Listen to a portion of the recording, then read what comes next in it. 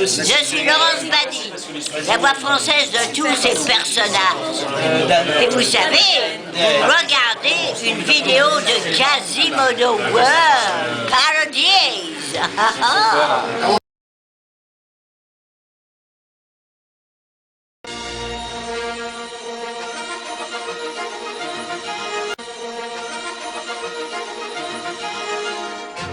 Un et 2 et 3 et 5.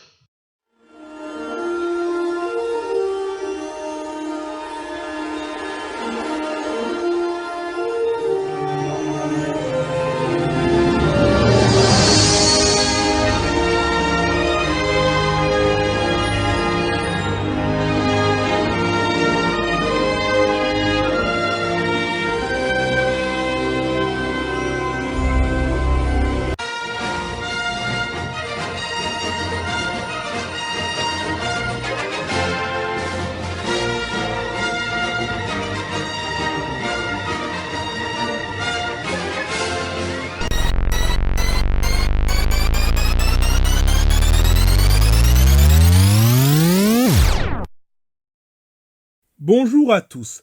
Tout d'abord, je sais ce que vous vous dites. Ah, enfin, c'est pas trop tôt. Ça y est, le mec, il a fêté les 10 ans de sa chaîne en 2022, il a pris la confiance. Il se sent plus. Il trouve le temps de reprendre toutes les chansons de Tom et Jerry le film et de faire des parodies débiles et mal mixées sur TikTok, mais il n'a pas le temps de poster des reviews sur sa chaîne principale. En plus, ça fait 13 ans qu'il est sur YouTube et il n'est pas capable d'isoler le son dans ses vidéos. Pas étonnant que le nombre de personnes qui lui demandent de doubler des trucs se compte sur les doigts d'une main. Et maintenant, il se pointe comme une fleur et au lieu de sortir une vidéo sur une adaptation pourrie de Notre-Dame de Paris, il va nous parler d'autre chose alors que c'est pas ce qu'on attend de lui.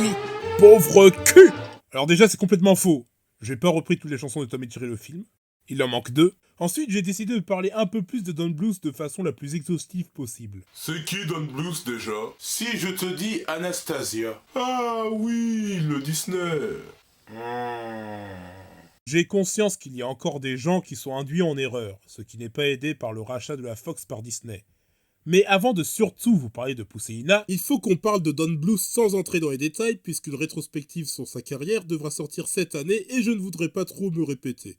Après avoir travaillé chez les studios Disney dans les années 60 et 70, Don Bluth démissionna le jour de son anniversaire durant la production de Roxy Rookie. Faut bien dire qu'il était assez frustré que la firme qui lui a donné des étoiles dans les yeux ne fasse plus de films à la hauteur de Blanche-Neige et les 7 nains, qui l'avait fasciné quand il était petit et par lequel il n'arrêtait pas de jurer comme si c'était le meilleur long métrage d'animation jamais fait. Il entraîne avec lui ses potes Gary Goldman et John Pomeroy, qui étaient également animateurs chez Disney, et d'autres animateurs, et finissent par concrétiser leur projet de moyen-métrage qu'était Banjo le chat malicieux. Ils enchaînent avec un long-métrage, Brisby et le secret de Nîmes, qui sort au cinéma en 1982. Personnellement, je n'ai pas trop accroché au film. Donc je n'ai pas grand chose d'autre à dire, à part que j'ai fait une parodie dessus en juin 2012, et elle a été réuploadée en 2014, donc elle fête ses 10 ans! Frisbee et le secret de Pin. Découvrez ou redécouvrez les aventures de Madame Frisbee, dont le fils toxicomane Alio Michel risque de mourir et qui doit déménager à cause du grand détournement, avec l'aide de Gwenaël le corbeau et des rats évadés d'un laboratoire de nicotine. Alors bien sûr, elle a un peu vieilli, tant au niveau technique qu'au niveau des références à la pop culture, avec des blagues sur Justin Bieber qui ont été faites 1000 fois depuis, et des blagues sur Cortex que les plus jeunes d'entre vous ne connaissent certainement pas, et dont le compte YouTube a été supprimé durant l'écriture de cette vidéo. En plus, il y a des voix que je suis incapable de refaire à présent, comme celle-ci. Oh, la pauvre tête s'est bien croûtée! Mais je reste quand même fier de cette parodie, et je vous invite à la partager et à la liker. Est-ce que tu pourras faire une suite? Non. Bref, je digresse. Quand c'est sorti à l'époque, ça n'a pas du tout marché, mais avec le temps, c'est devenu beaucoup plus populaire et ça a trouvé son public. Attends là, tu parles du film de Don Bluth ou de ta parodie? À sa sortie le 2 juillet 1982, bien qu'acclamé par la critique, le film a bidé! C'était un mauvais calcul de le sortir la même année que Poltergeist, Rocky 3, Star Trek 2, Tron et surtout E.T. l'extraterrestre, qui a été réalisé par un certain Steven Spielberg, qui a vu le bousin, et qui, après que Don Bluth ait sorti son jeu vidéo Dragon Slayer, lui a dit Mec, j'aime bien ce que tu fais, on fait une collab. Ils sortent alors Fievel et le Nouveau Monde, racontant l'histoire d'une petite souris juive quittant la Russie avec sa famille pour s'installer en Amérique, mais en étant séparée de la dite famille. En salle dès le 21 novembre 1986, le film réussit l'exploit d'être le premier long métrage d'animation à battre les records au box-office sans être un film de Disney, écrasant la firme aux grandes oreilles qui venait de sortir Basile Détective Privé. Bluth et Spielberg réitèrent avec Le Petit Dinosaure et La Vallée des Merveilles, nouveau blockbuster à sa sortie le 18 novembre 1988, puis Bluth reprend son indépendance. Entre l'obligation de devoir tout le temps consulter Universal, Amblin, Spielberg et George Lucas, qui venait mettre son grain de sel parce qu'il y avait son pote Steven, l'impossibilité d'avoir son mot à dire, l'indisponibilité de Spielberg qui parfois était sur le tournage de Indiana Jones et la dernière croisade, la mentalité de Spielberg parce qu'il fait partie de ces gens qui disent que l'animation c'est pour les enfants, et surtout la censure parce que Spielberg, encore lui, a charcuté le montage du film en coupant plus de 10 minutes pour s'assurer au maximum que les enfants ne soient pas traumatisés. Il en sort donc un film assez divertissant, mais avec plein de faux raccords. Don Bluth redevient donc seul maître à bord pour son film suivant, Charlie mon héros, sorti le 17 novembre 1989, et ça a bidé! Le film sortant la même année que La Petite Sirène, qui marque le nouvel âge d'or du studio de Disney. Comme il y a parfois une justice dans ce monde, Charlie mon héros se rattrapera dès sa sortie en VHS, en devenant la vidéo la plus vendue de 1990. La MGM capitalisera dessus en produisant une suite, une série et un téléfilm adapté de Un chant de Noël de Charles Dickens qui conclura la série. Puis Don Bluth se lancera dans la production de Rocco, qui est à la fois son seul film qui met l'animation et prise de vue réelle, et aussi le seul à inclure des Star Talents dans la VF, et qui, comme Charlie mon héros, subira une censure. En effet, Charlie mon héros a été amputé d'une scène montrant en détail le protagoniste se faisant écraser, d'où la transition assez abrupte dans le montage final, et a vu sa séquence de cauchemar se faire raccourcir pour ne pas perturber les enfants, ainsi que d'autres éléments sombres du film atténués, comme le remplacement de la mitraillette de Zigouille par un pistolet laser suite au destin tragique de la petite Judith Barcy, qui faisait la voix originale d'Anne-Marie dans ce film, et celle de Becky dans Le Petit Dinosaure et La Vallée des Merveilles. Dans Rocco, la scène qui a été coupée montre le grand-duc qui s'apprête à cuire un bébé moufette vivant après l'avoir mis dans une tarte. Ça a été coupé en raison des maltraitances infantiles qui se passaient dans des cuisines et qui impliquaient des instruments de cuisson. Et vous voyez cette scène ? Et ben à la base, Pinky ne se contentait pas de crier sur elle, il l'avait carrément giflé, et ça a été réanimé pour ne pas choquer les enfants. Du coup, tu comprends pas trop pourquoi elle tombe comme une grosse faiblarde, pourquoi elle pleure, et pourquoi Pinky n'est pas animée sur ce plan. Et tu comprends pas non plus pourquoi dans Anastasia, ils ont eu aucun mal à montrer l'héroïne gifler Dimitri, ce qui est moins choquant que si c'était de la part d'un méchant comme Pinky. Bref, le film sort le 2 août 1991, et ça a bidé! Oh non! Cet échec au box-office entraîna la fermeture du studio, ce qui fait que la MGM et JM Entertainment sont revenus sur leur décision de distribuer son prochain film Pousselina aux États-Unis pour la MGM, pour Thanksgiving de 1993, et à l'étranger pour la JM. Le syndic a présenté le projet à Buena Vista Distribution, qui distribue les films de Disney, lequel a proposé de distribuer le film, mais le syndic a refusé parce qu'ils essayaient de trouver un nouveau propriétaire pour le studio de Don Bluth. Le scénario de Pousselina en lui-même a été réécrit plusieurs fois, encore et encore, pendant plus d'un an. Dans l'une des versions du script, Don Bluth parlait d'une quête identitaire où Pousselina pensait à plusieurs options et choisissait la vie qu'elle voulait, ce qui aurait approfondi le personnage par rapport à celui qu'on a eu dans la version finale. Mais tous les autres ont désapprouvé cette idée, alors il a à nouveau réécrit le scénario, et encore, et encore, et encore, et encore, et encore, et encore, et encore, et encore, et encore, et encore, et encore, et encore, et encore. Et ça a continué comme ça pendant plus d'un an. Mais bon, faut pas désespérer, parce que c'est Don Bluth, s'il a réussi à se faire remarquer par Spielberg avec Brisby le secret de Nîmes, et qu'il a pu battre Disney himself avec Fievel et Petit Pied, c'est forcément en partie pour ses scénarios. Il connaît son travail, et pour faire le script de Pousselina, il a forcément pris la peine de bien le peaufiner sur plusieurs mois ou sur plus d'un an pour aboutir à un résultat acceptable. Il a écrit en 2 semaines. Et oui, c'est pas une blague, Don Bluth a engagé un scénariste pour écrire un brouillon qu'il a rejeté, car ça s'éloignait trop de l'histoire originale de Hans Christian Andersen, ça parlait des droits des femmes et ça s'adressait aux adultes au lieu d'un public familial. Et comme Don Bluth était pris par le temps, que le calendrier se resserrait et qu'on le pressait pour se lancer dans la production du film, il a dû licencier le scénariste et a été obligé d'écrire à lui seul tout le scénario du film en entier en 2 semaines.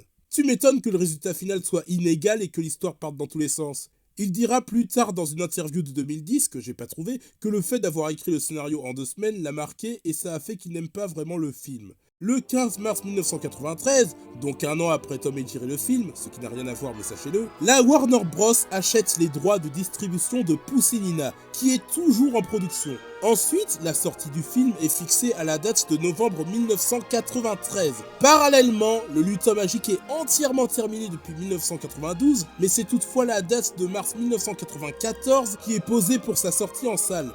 Tandis que celle des aventures de Yubi le Pingouin, qui est en production depuis novembre 1991, est prévue pour l'été 1994. Ce qui est presque suicidaire, parce que, comme l'a dit un très bon youtubeur dont je glorifie le travail en toute objectivité... Comment gérer 3 films en même temps? C'est tout à fait inconcevable. Quand c'est des films comme Pirates des Caraïbes ou Arthur et les Minimoys, où c'est 2 suites qui sont réalisées en même temps, je veux bien, mais pas 3 films avec 3 univers différents et 3 histoires différentes. Et je n'ai rien à ajouter. À part que si vous voulez plus d'infos sur le travail de Don Bluth et sur les films d'animation méconnus, il faut vite que vous vous abonniez à sa chaîne. Et attendez, c'est pas fini! Les distributeurs de Don Bluth l'ont forcé à créer le plus de personnages possible pour les exploiter à des fins marketing. Tant pis s'ils étaient nombreux, tant pis s'ils ne servaient à rien, ils devaient en mettre pour qu'on puisse faire des jouets ou des peluches sur ce truc. Ou sur ce taureau qui n'apparaît que le temps d'une chanson, mais qui s'est payé le luxe d'avoir la voix de Tony Jay, la VO de Frollo dans Le Bossu Notre-Dame, qui est, comme nous le savons tous, l'un des 2 meilleurs Disney de tous les temps. Avec Caramel et le Citron Magique. Bref, c'est pour ça que t'as plein d'animaux anthropomorphes avec un espèce de visage mignon et que certains d'entre eux portent des vêtements. D'ailleurs, puisqu'on parle du Bossu de Notre-Dame de Disney dans une vidéo consacrée à l'œuvre de Don Bluth, sachez qu'il existe un crossover entre le Bossu de Notre-Dame et le Petit Tête de Bethléem. Le premier film de Don Bluth. Alors non, c'est pas un fake, j'ai acheté ce livre qui m'a coûté 1,99€ à Easy Cash, voilà, c'est pas canon, mais ça existe, c'est acté. Et pour en revenir à Pousselina, il a fallu 390 artistes et techniciens dans le studio de Don Bluth à Dublin, et 85 autres artistes et techniciens dans son studio à Burbank. Donc oui, vous l'aurez compris, on a un cas de production troublé. Mais ça ne justifie rien, parce que comme l'a dit un autre très bon youtubeur dont je glorifie le travail en toute objectivité... Je me fous royalement que le cuistot souffre de coliques et soit en plein divorce. Si le plat que vous me servez est dégueulasse et que vous me faites payer plein pot, je suis parfaitement en droit de me plaindre. Je juge un film, une œuvre, un produit. Qui sait ce qui a pu se passer entre les réalisateurs, les producteurs, les scénaristes, les chargés d'animation, etc., etc. Ça ne m'intéresse pas quand je dois forger mon opinion sur le produit final. Et je n'ai rien à ajouter, à part qu'il faut vite que vous vous abonniez à sa chaîne. Donc oui, l'échec de Charlie Mon Héros et de Rocco, la faillite du studio, la recherche de distributeurs, la pression des investisseurs cyniques pour que Don Bluth reprenne le style de Disney qui venait de triompher avec La Belle et la Bête et Aladdin, le scénario écrit vite fait en 2 semaines, l'ajout de personnages secondaires inutiles, tout ça pendant qu'il bossait en même temps sur le Lutin Magique déjà fini et les aventures de Yubi le Petit Pingouin, on pourrait penser que dès le début, le film était mal parti. Pour autant, on ne peut pas juger un film sur des bases superficielles. Ce n'est pas la corne qui fait la licorne. Justement si, sans corne c'est rien qu'un cheval.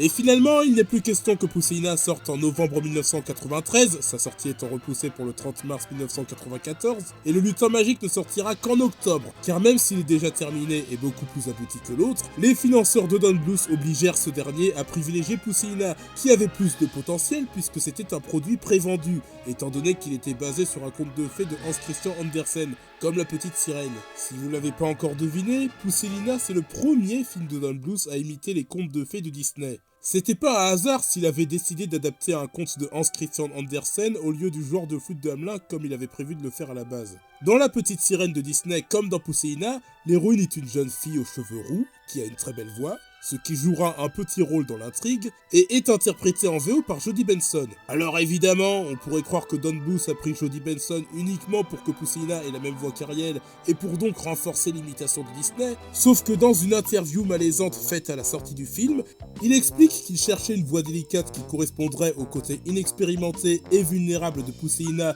qui doit affronter le monde alors qu'elle vient de naître à l'âge de 16 ans. Il y a eu un casting où des centaines de femmes ont auditionné, ça a duré plusieurs mois où il ne trouvait pas ce qu'il voulait, alors en désespoir de cause, il a demandé à Jodie Benson de tester, et ça lui a plu. Elle fera donc la voix de Pousselina, tandis que l'actrice Angeline Ball servira de modèle au personnage. De plus, un autre chorégraphe servira également de modèle et il répond au nom de Bruno Falcon.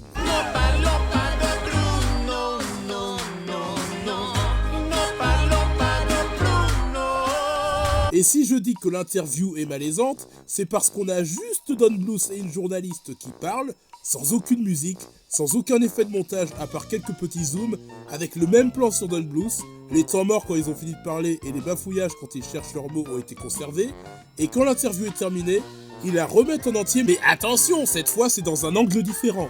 Mais je ne vois pas l'intérêt de nous faire réécouter tout ce qu'on vient d'entendre, vu que la seule différence c'est que la journaliste est de face. C'est juste fainéant comme montage. Et en plus, dans cette même interview, il dit qu'il considère que Pousseïna était son meilleur film. Alors pourquoi il a dit en 2010 qu'il en gardait un mauvais souvenir avec l'écriture du scénario écrit en 2 semaines? Et donc, lors des premières projections test, le film fut présenté avec le logo de la Warner Bros. Et les retours furent négatifs. Les producteurs ont alors diffusé le film en le faisant commencer avec le logo de la Walt Disney Company, et là, les retours étaient en moyenne beaucoup plus positifs. Ah ouais? Alors en tant que film de la Warner Bros, le film est une daube, mais en tant que film de Disney, il est bien? Vous êtes... vil.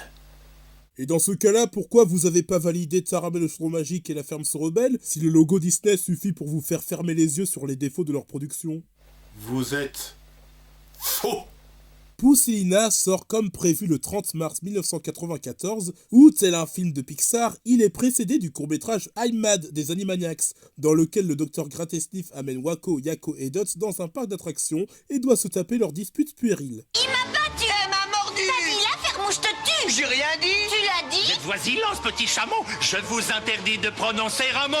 Les fans hardcore des Animaniacs sont donc allés voir Pousseïna au cinéma uniquement pour voir ce court-métrage, exactement comme ceux d'entre vous qui sont allés se taper le remake live de Cendrillon en 2015, juste pour voir le court-métrage de La Reine des Neiges, Une fête givrée, alors que vous auriez pu attendre sa diffusion un mois après sur Disney Channel et ainsi économiser. Ce court-métrage des Animaniacs a ensuite été intégré dans le 69e épisode de la série. Alors, je sais très bien ce que vous vous demandez. Pourquoi de tous les films de Don Bluth est-ce que j'ai choisi de m'attarder sur Pousseïna? Pourquoi Pousseïna en particulier? Pourquoi pas Le Petit Âne de Bethléem, qui est sa toute première réalisation? Pourquoi pas Banjo, qui est son premier court-métrage fait en dehors de chez Disney? Pourquoi pas Brisby et le secret de Nîmes, qui est considéré à la quasi-unanimité comme étant son meilleur film? Pourquoi pas Fievel et le Nouveau Monde, qui est quand même le premier long-métrage d'animation à battre tous les records au box-office sans appartenir à Disney? Pourquoi pas Le Petit Dinosaure et la Vallée des Merveilles, qui est à l'origine d'une des plus longues franchises? Pourquoi pas Charlie mon héros, qui est ce qu'on pourrait considérer comme étant son dernier chef-d'œuvre, et si on prend en compte sa sortie en VHS, son dernier succès avant Anastasia? Pourquoi pas Rocco Rico, avec lequel il a entamé une accumulation d'échecs? Pourquoi pas Le Lutin Magique, considéré comme son pire film? Pourquoi pas Les Aventures de Youbi le Pingouin, où on retrouve à peine sa touche personnelle et qui a été tellement massacré par la prod qu'il a refusé d'y être crédité? Pourquoi pas Anastasia, son film qui ressemble le plus à du Disney et qui est son œuvre la plus connue en France? Pourquoi pas Bartok le Magnifique, qui marque la seule fois où il a lui-même bossé sur la suite d'un de ses propres films? Pourquoi pas Titan AI, qui a conclu sa carrière? Eh bien, la réponse est très simple. C'est parce que c'est ma vidéo et je fais ce que je veux. Si t'es pas content, c'est pareil. Si j'ai envie de parler de X film, je parlerai de film X, de X film. Si j'ai envie d'écouter une chanson métaphorique aux paroles très profondes, j'en écouterai une. Pistache, vanille, chocolat, tartelette à la fraise, confiture et pain aux noix, éclair et crème anglaise. Il n'appartient qu'à moi de m'accomplir, de décider de ma vie. Le film nous mène à Paris, un détail qui ne sert à rien, puisqu'outre le fait que le conte d'origine est danois, la quasi-totalité du film se déroule dans l'herbe. Ça pourrait tout aussi bien se dérouler à Vierzon, ça ne changerait rien. Mais bon, vous savez, il fallait une histoire qui se déroule en France, avec un personnage secondaire à l'accent français, parce que La Belle et la Bête de Disney, tout ça... Et ça fait même pas 2 minutes que ça a commencé, je me fais déjà agresser par la laideur de la 3D. Pour rappel, ce film est sorti 2 ans après Aladdin qui avait ça, et 1 an avant Casper, dont la 3D des fantômes reste crédible 30 ans après, et Toy Story qui était entièrement en images de synthèse. On dirait la cinématique d'une PS1 que tu peux trouver à Cash Express.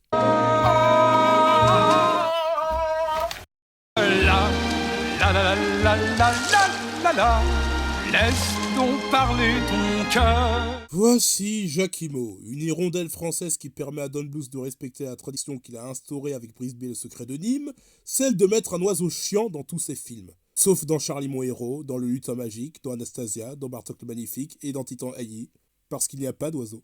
On avait déjà Jérémy qui était lourdingue et qui stalkait Madame Brisby, on avait Henri qui était mièvre, on avait Petri qui parlait de lui à la troisième personne et qui était tout le temps à côté de la plaque, on avait tout le casting de Yubi le pingouin, maintenant on a un moineau narcissique dont les grolles sont apparemment trop petites pour ses chevilles. Je suis Jacquimot, un moineau extraordinaire. Quelle belle chanson, n'est-ce pas? Je raffole des paroles. Quand l'amour est un être impensé.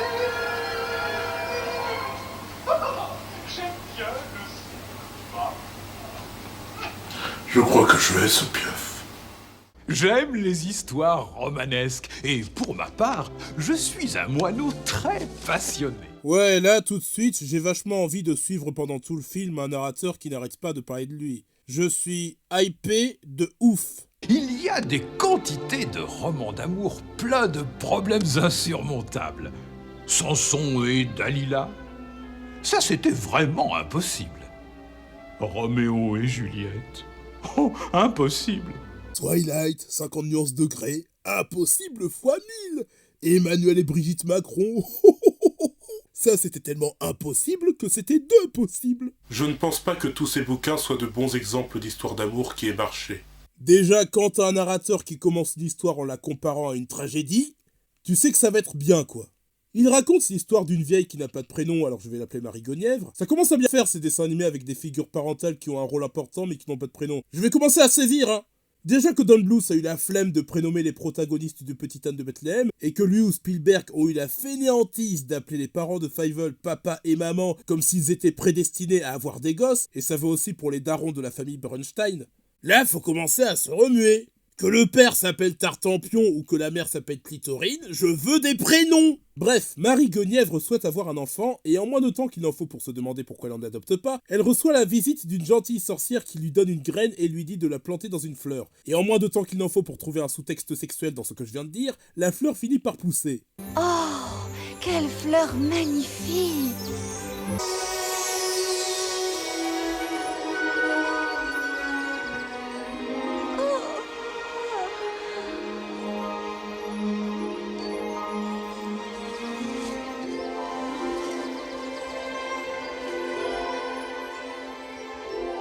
Bonjour, maman. Oh, tout va bien, c'est un mardi tout à fait banal.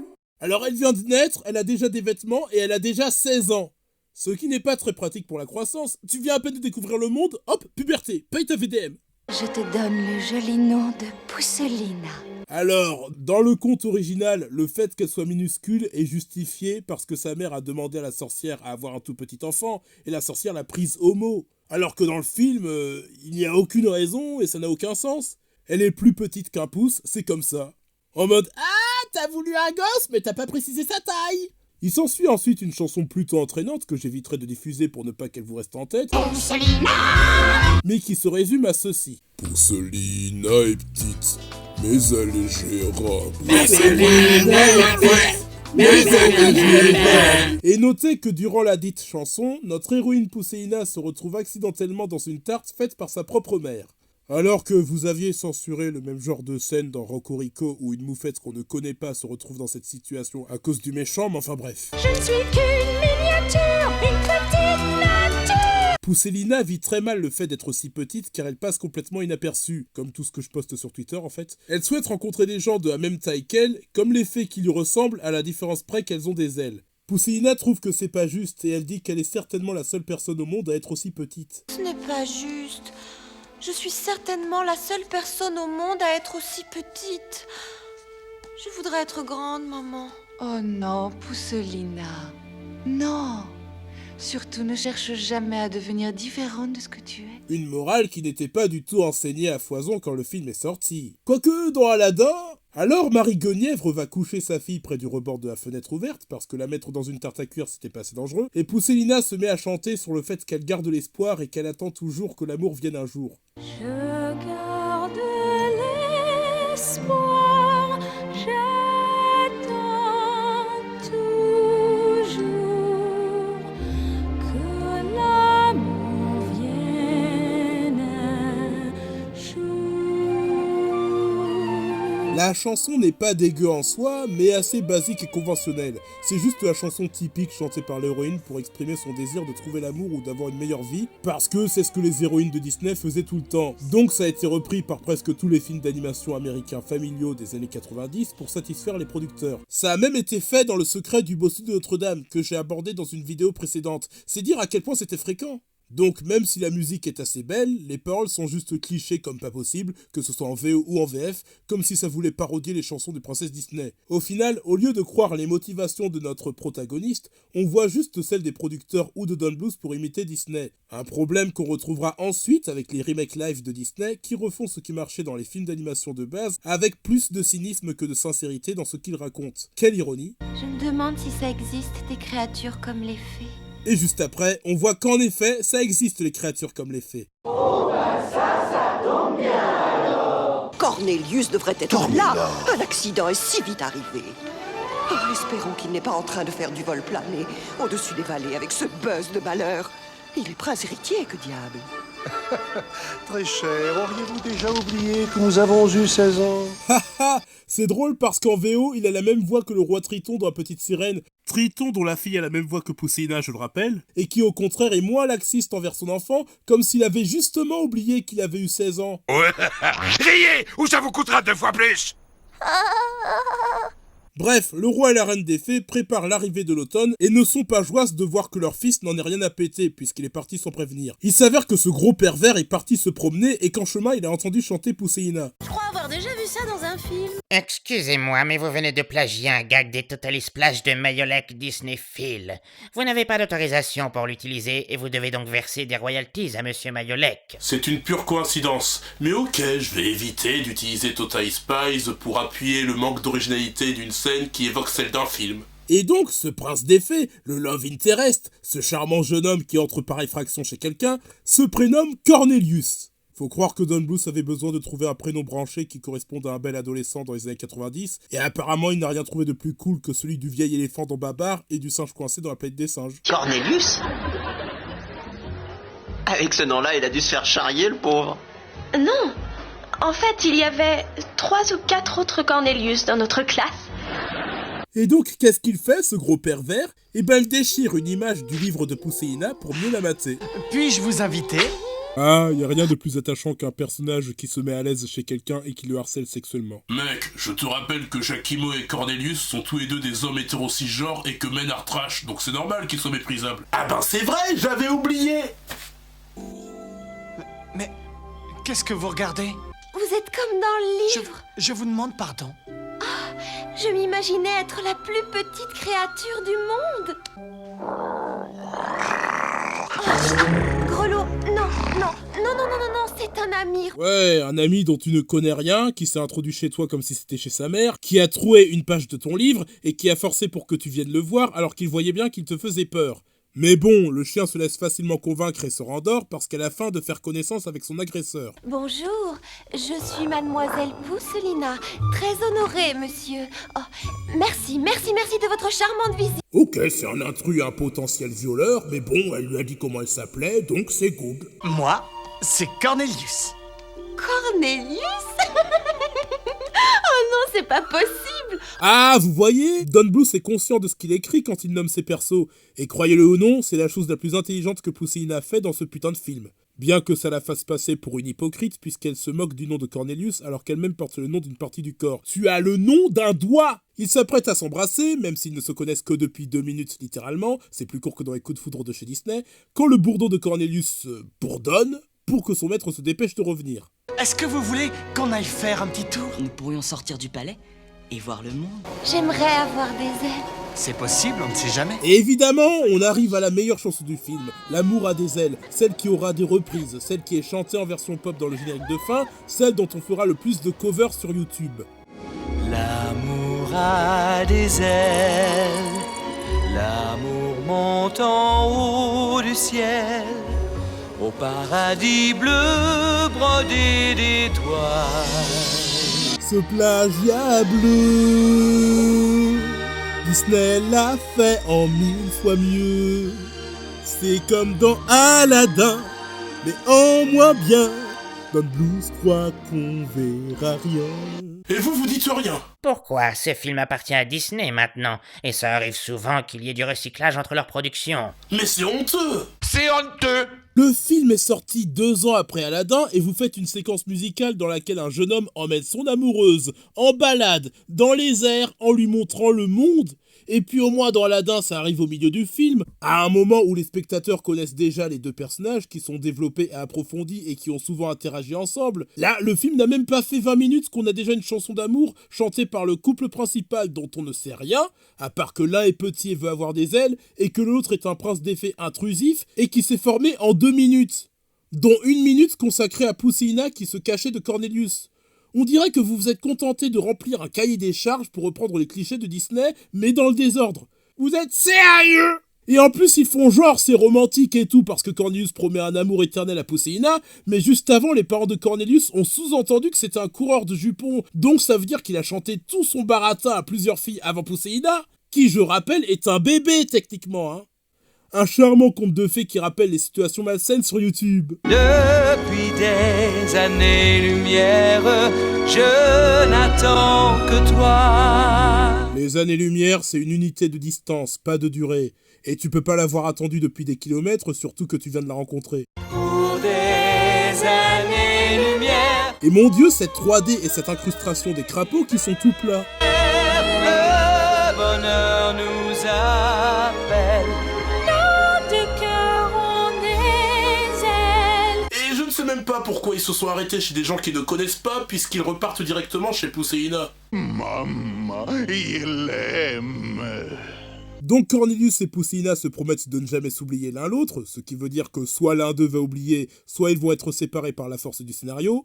Puis Cornelius lui avoue que ses parents qui le cherchent sont le roi et la reine des fées et lui demande s'il peut la présenter à eux le lendemain. Je trouve que cette relation va un peu trop vite. Il n'y a pas beaucoup de sexe. Et le mec a attendu le moment de rentrer chez lui pour lui donner sa vraie identité. Comment peut-il y avoir une confiance dans le couple si l'un d'eux ne dit pas dès le début qu'il fait pas partie de la plèbe? Je leur parlerai de vous dès ce soir et je serai là demain matin à la 1er heure. Vous ferez la connaissance de maman? C'est parfait. Trop vite! À ce rythme-là, ils vont se marier le lendemain, et le jour d'après, ils auront un gosse, et le jour d'après, ils vont divorcer. Et Cornelius s'en va, tandis qu'on assiste aux inconvénients de l'utilisation de la rotoscopie. Oh, Cornelius. Cette vidéo est déjà assez longue et j'ai pas envie de faire une longue parenthèse pour expliquer ce qu'est la rotoscopie alors qu'il y a déjà plusieurs youtubeurs qui se sont attardés dessus. Alors toi là, tu vas expliquer ce que c'est de manière très concise et en 2 phrases maximum. Alors la rotoscopie, c'est une méthode créée par les studios Fleischer qui consiste à filmer des acteurs et à les redessiner pour que l'animation des personnages paraisse plus réaliste. Disney en faisait l'usage. Ralph Bakshi l'a utilisé pour nombre de ses films, bien que ça bavait un peu au début, notamment dans Le Seigneur des Anneaux, et Don Bluth l'a utilisé notamment pour la souris géante de Minsk dans le climax de Fievel et le Nouveau Monde. Il l'utilisera ensuite pour les humains de ses films, sauf pour Le Petit Dinosaure et La Vallée des Merveilles, puisqu'il n'y a pas d'humains, ni pour Cocorico, puisque les humains sont en prise de vue réelle. Quand c'est utilisé avec parcimonie, c'est joli visuellement. Mais Don Bluth et la rotoscopie, c'est comme Renault et le whisky, un manque de modération. C'est pour ça que dans Anastasia, t'as les personnages qui changent de tête durant les gros plans ou qui ont des mouvements saccadés. Merci, film rudimentaire. Est-ce que tu as vu ma parodie Frisbee et le secret de Pin? J'en ai pas le souvenir, non, ça ne me dit rien. Bon bah dans ce cas, je regrette, mais on va en rester là toi et moi, et tu peux aller te faire enculer. Fous le camp de cette vidéo. J'ai quand même vu la parodie que tu as faite sur Taram en 2011 là, Georges et le Coca-Cola magique. Oui mais t'as pas vu Frisbee. C'est pas sympa.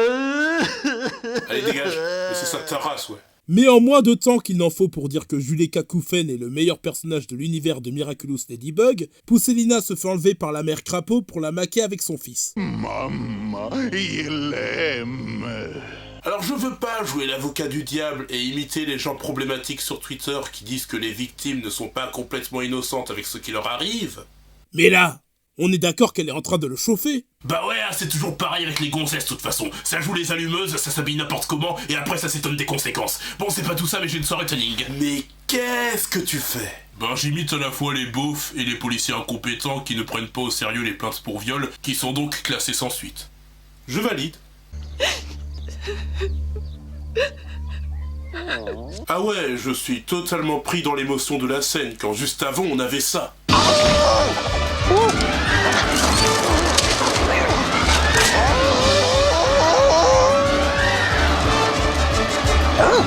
quand le film hésite entre prendre au sérieux l'élément perturbateur et faire du Tom et Jerry, ça affecte un peu l'immersion, je trouve. Donc Cornelius se pointe comme prévu chez Pousseïna et doit demander au chien de lui raconter ce qui s'est passé, même si c'est avec Buzz le bourdon, l'un des 2 seuls êtres vivants du film qui ne parle pas et qui n'a pas de vêtements. Parce que... je sais pas, peut-être qu'il fallait un équivalent à plus tôt, ce parti pris insensé me fatigue. Où est-elle? Dis-moi, qu'est-ce qui s'est passé? Tu essaies de me dire quelque chose, qu'est-ce que c'est? Timmy est dans le puits? Elle a été enlevée par la fenêtre. Qui a fait ça? Une grenouille. Non, en fait, c'est un crapaud. Alors pour vous, les traducteurs français, les amphibiens sont forcément des grenouilles, c'est raciste. Ah, les VF des années 90. C'est elles qui ont fait qu'Apu était censé être arabe dans les premières saisons des Simpsons. Et puisqu'on parle d'accent... Buenos días, que se hace mucho dodo.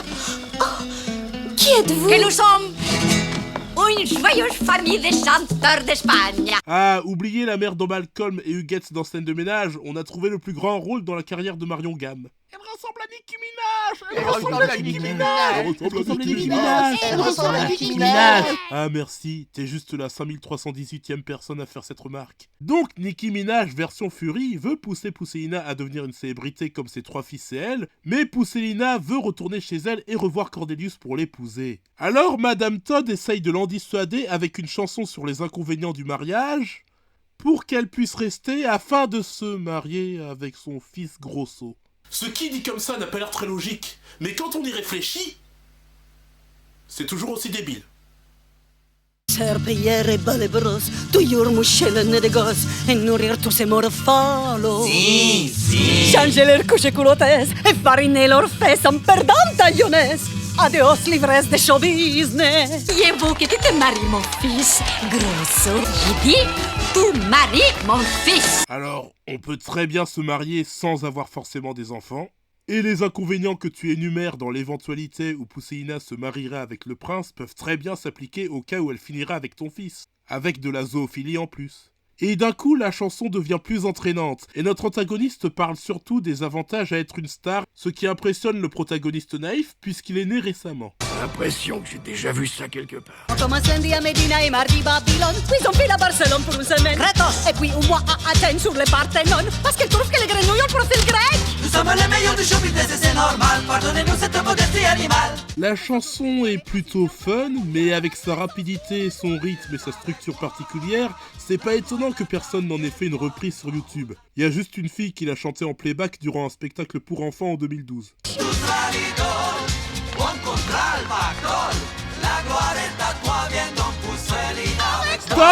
Stop. Alors, on n'a pas vraiment affaire à la meilleure réalisation qui soit dans un film de Don Bluth. Mais j'ai jamais compris ce plan. Pourquoi d'un coup, tu montres Grosso pendant plusieurs secondes au cours de la chanson qu'il chante avec ses frères et sa mère pour convaincre Pousseïna de partir en tournée avec eux? On se doute bien qu'il est plus important que sa famille par rapport à l'intrigue puisque Pousseïna a été enlevée à cause de lui, mais là c'est pas le but de la séquence, ça tombe comme un cheveu sur la soupe. Et si c'est pour faire en sorte que le spectateur retienne ce perso pour qu'il se démarque de ses frères, c'est raté puisqu'on sait déjà que c'est lui qui a lancé l'élément perturbateur. Qu'est-ce qu'ils ont essayé de faire? Si vous avez la réponse en commentaire, n'hésitez pas à m'en faire part s'il vous plaît. Chaque jour, chaque seconde, au bout du monde, tu chanteras sur toutes les ondes. À 3000 balles le micro-ondes.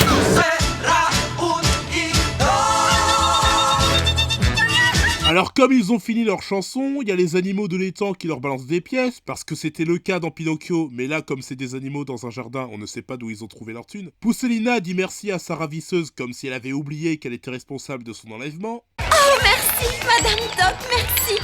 Ils ont l'air de bien aimer. Et Madame Todd et ses fils abandonnent Pousseïna sur un nénuphar le temps qu'ils aillent chercher un curé qui va marier Grosso et elle, malgré ses objections. Ah oui, c'est clair que cette fille qui n'est clairement pas consentante va les attendre tranquillement. Alors croyez-le ou non, mais le coup des grenouilles qui laissent Pousseïna sur un nénuphar pour aller chercher quelqu'un pour le mariage, c'était déjà le cas dans le livre de Hans Christian Andersen.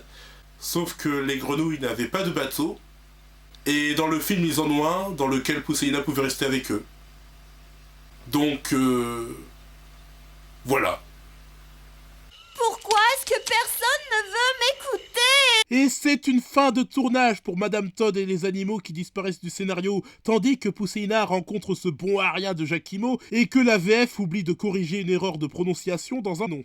J'ai été enlevée par Madame Toc. Hein? J'ai été enlevée par Madame Toc. Quoi? Par Madame Toc. Madame Toc? Je ne savais pas que Monsieur Toc de South Park était marié. En même temps, avec Rule 34, vous me direz... Je dormais sur le rebord de ma fenêtre en attendant que le prince Cornelius revienne. J'ai été enlevée par Madame Toc qui dit que je dois épouser son fils. Et là, la logique voudrait que le mec réagisse en mode... Ah... Je ne connais pas ces personnes. Mais à la place, on a... C'est vrai que la situation n'est pas simple, mademoiselle... mademoiselle... Pousselina. Ah oui, les enfants, vous êtes peut-être trop jeunes pour le savoir, mais à l'époque, quand une femme n'était pas mariée et qu'on ne respectait pas la vie privée des gens, on l'appelait mademoiselle. Alors que de nos jours, on dit madame, qu'elle soit célibataire ou pas. Ce film a mal vieilli, c'est un vestige de son époque. Puis, histoire de servir à quelque chose en tant que mâle alpha, Giaquimo coupe la tige du nénuphar sur lequel cette grosse assistée de Pousselina était coincée. Mais en moins de temps qu'il n'en faut pour dire que le Schtroumpf farceur est un terroriste, Pousselina, qui vous avez peut-être remarqué n'est pas très finaude, se dirige bêtement vers une cascade et histoire de servir à que dalle en tant que mâle alpha, Giaquimo est entraîné avec elle. Oui merci, j'ai vu. Mais heureusement, quoique c'est relatif, ils se font secourir par des poissons et des insectes nommés les Jitterbugs. Ce qui, soit dit en passant, n'est même pas une race d'insectes, c'est le nom d'une danse. Et le nom d'un insecte chelou dans une chanson coupée du Magicien d'Oz qui a été reprise dans le deuxième crossover avec Tom et Jerry, mais enfin passons. Il faut que je rentre à la maison. Et puis, maman doit être follement inquiète. Si seulement je pouvais retrouver ma route. Oh, maintenant qu'on est copains, on va t'aider. Oui, et personne te fera de mal. Ce personnage n'apparaîtra plus dans le reste du film. Le traître. Lui, c'est le genre de personne toxique qui va sympathiser avec toi et qui va te bloquer sur Twitter sans aucune explication. Je crois que c'est lui le plus gros antagoniste du film. J'ai bien peur de ne jamais revoir ma maison. Oh. Et le prince, est-ce que tu l'aimes? Oui. C'est simple, laisse parler ton cœur et reprends la route. Bon, alors, où est-ce qu'il habite ton prince? Attends, donc en gros, ce qui vient de se passer, c'est ça. Je voudrais rentrer chez moi. On s'en fout, va voir ton mec. D'accord. Je te ramènerai ton prince à la maison. Puis le film continue de remplir son cahier des charges avec une chanson chantée par le sidekick pour encourager le protagoniste, un truc que Disney faisait souvent, et que Don Bluth avait déjà fait dans Banjo et dans Fievel, et qui sera refait dans d'autres films d'animation familiaux des années 90. Si tu veux réussir l'impossible, laisse donc voler ton cœur. C'est juste une reprise de la chanson du début, mais avec l'air entraînant et le peps de Michel Elias qui est agréable à entendre, ça reste l'une des chansons les plus décentes du film. Et ça justifie qu'elle soit reprise dans le générique de fin, et sur ma chaîne de cover. Il aurait juste fallu qu'elle soit chantée par un autre personnage qu'un oiseau détestable comme Giaquimo, et elle aurait été encore meilleure. Par contre, c'est quoi cette danse bizarre avec leurs mains ? Il y a des gens qui dansent le Madison, mais eux, ils dansent le Parkinson. Bon voyage, Pousselina! N'aie pas peur, je trouverai le prince! Mais débrouille-toi pour retrouver ta maison! Après tout, c'est pas comme s'il pouvait la ramener sur son dos, hein. Et c'est pas comme si ma remarque n'avait pas déjà été faite 2600 fois avant par d'autres spectateurs. C'est ainsi que, sans aucun sens de l'orientation, et sans même avoir vraiment compris les conseils de la chanson, Pousselina se met en route, tandis que Giaquimo, redevenu inutile, va chercher la vallée des fées, parce que plutôt que ramener Pousselina chez elle, il a apparemment estimé que c'était son shipping qu'il fallait privilégier. Ça serait peut-être le moment d'avoir le sens des priorités. Mais pendant ce temps, Cornelius demande à ses parents de retarder l'arrivée de l'hiver le temps qu'il retrouve Pousselina, alors que c'était le premier jour de l'automne quand il l'avait rencontré. Alors, je ne suis pas un expert en météorologie, et je ne voudrais pas prendre le risque de m'avancer, mais je suis presque sûr qu'une saison, ça ne dure pas qu'une seule journée. Si j'étais audacieux, je pourrais même dire que ça dure 3 mois, mais je ne parierais pas dessus. Qui suis-je pour donner mon avis sur la météo en France? Ça serait arrogant de ma part. Et après un fondu au noir comme on en avait à foison au XXe siècle, le film passe à Grosso, qui se morfond parce qu'il vient de réaliser dans quel film il se trouve. Ou bien qui fait preuve d'encore plus de lucidité. C'était peut-être pas une bonne idée de laisser sans surveillance la fille que j'aime et qui a clairement montré que c'était pas réciproque. Et ses frères se moquent de lui parce que Pousselina lui a mis un râteau. Pousselina t'a laissé tomber pour épouser son prince volant? Quel prince volant? Il était juste en face de toi quand tu as vu Pousseina pour la première fois. T'as de la cécité d'inattention ou quoi, mon gars? Mais enfin bref. Donc là, c'est moquerie de ses deux frères. Grosso décide de devenir le méchant du film en allant chercher Pousseina pour l'épouser. Sans doute pas dans une église, mais dans une mairie, parce qu'il n'a pas l'air d'être une grenouille de bénitier. Et telle une mineure qui se fait harceler par un youtubeur immoral qui joue les pointeurs, Pousseina se fait aborder par un scarabée qui, comme Jacquimo, est doublé par Michel Elias. Salut cocotte, Baltringue le bien nommé, artiste né, amateur de jazz et de bebop. Alors cocotte, on a la frite, ça boum, ça gaze. Et d'autres expressions qui étaient déjà périmées il y a 25 ans. Je suis connaisseur de breuvages exquis, créateur de tissus précieux, amateur de beautés époustouflantes. Et vous êtes époustouflante. Alors y a pas le feu, chouchou. Relax, fais donc une petite pause. Oh, je n'aime pas les chatouillis. Peut-être bien que tu préfères ça. Les enfants, rien n'est plus géant que d'être cajolé par quelqu'un que l'on aime. Mais si quelqu'un essaie de vous ennuyer, là ça ne vous plaît pas, là ça vous dérange, là ce n'est pas bon. Votre corps vous appartient, personne n'a le droit d'y toucher si vous vous y opposez. J'en reviens pas qu'on soit en train de regarder un film familial où une fille mineure de 16 ans qui est techniquement un bébé subit des attouchements d'un coléoptère. J'en reviens même pas de ce que je viens de dire. Et moi j'en reviens pas quand tu dis que c'est le même doubleur que pour Jacquimo. T'as dit quoi là? Ben, j'ai dit que c'était le même doubleur. Répète ça encore une seule fois, tu vas voir.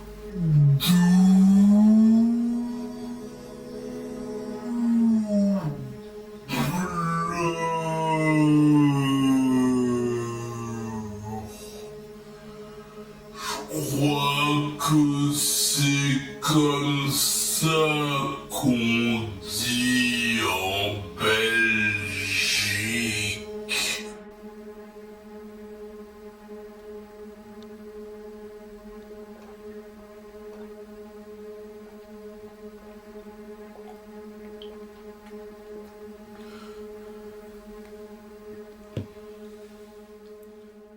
Alors en France, on ne dit pas doubleur, on dit comédien.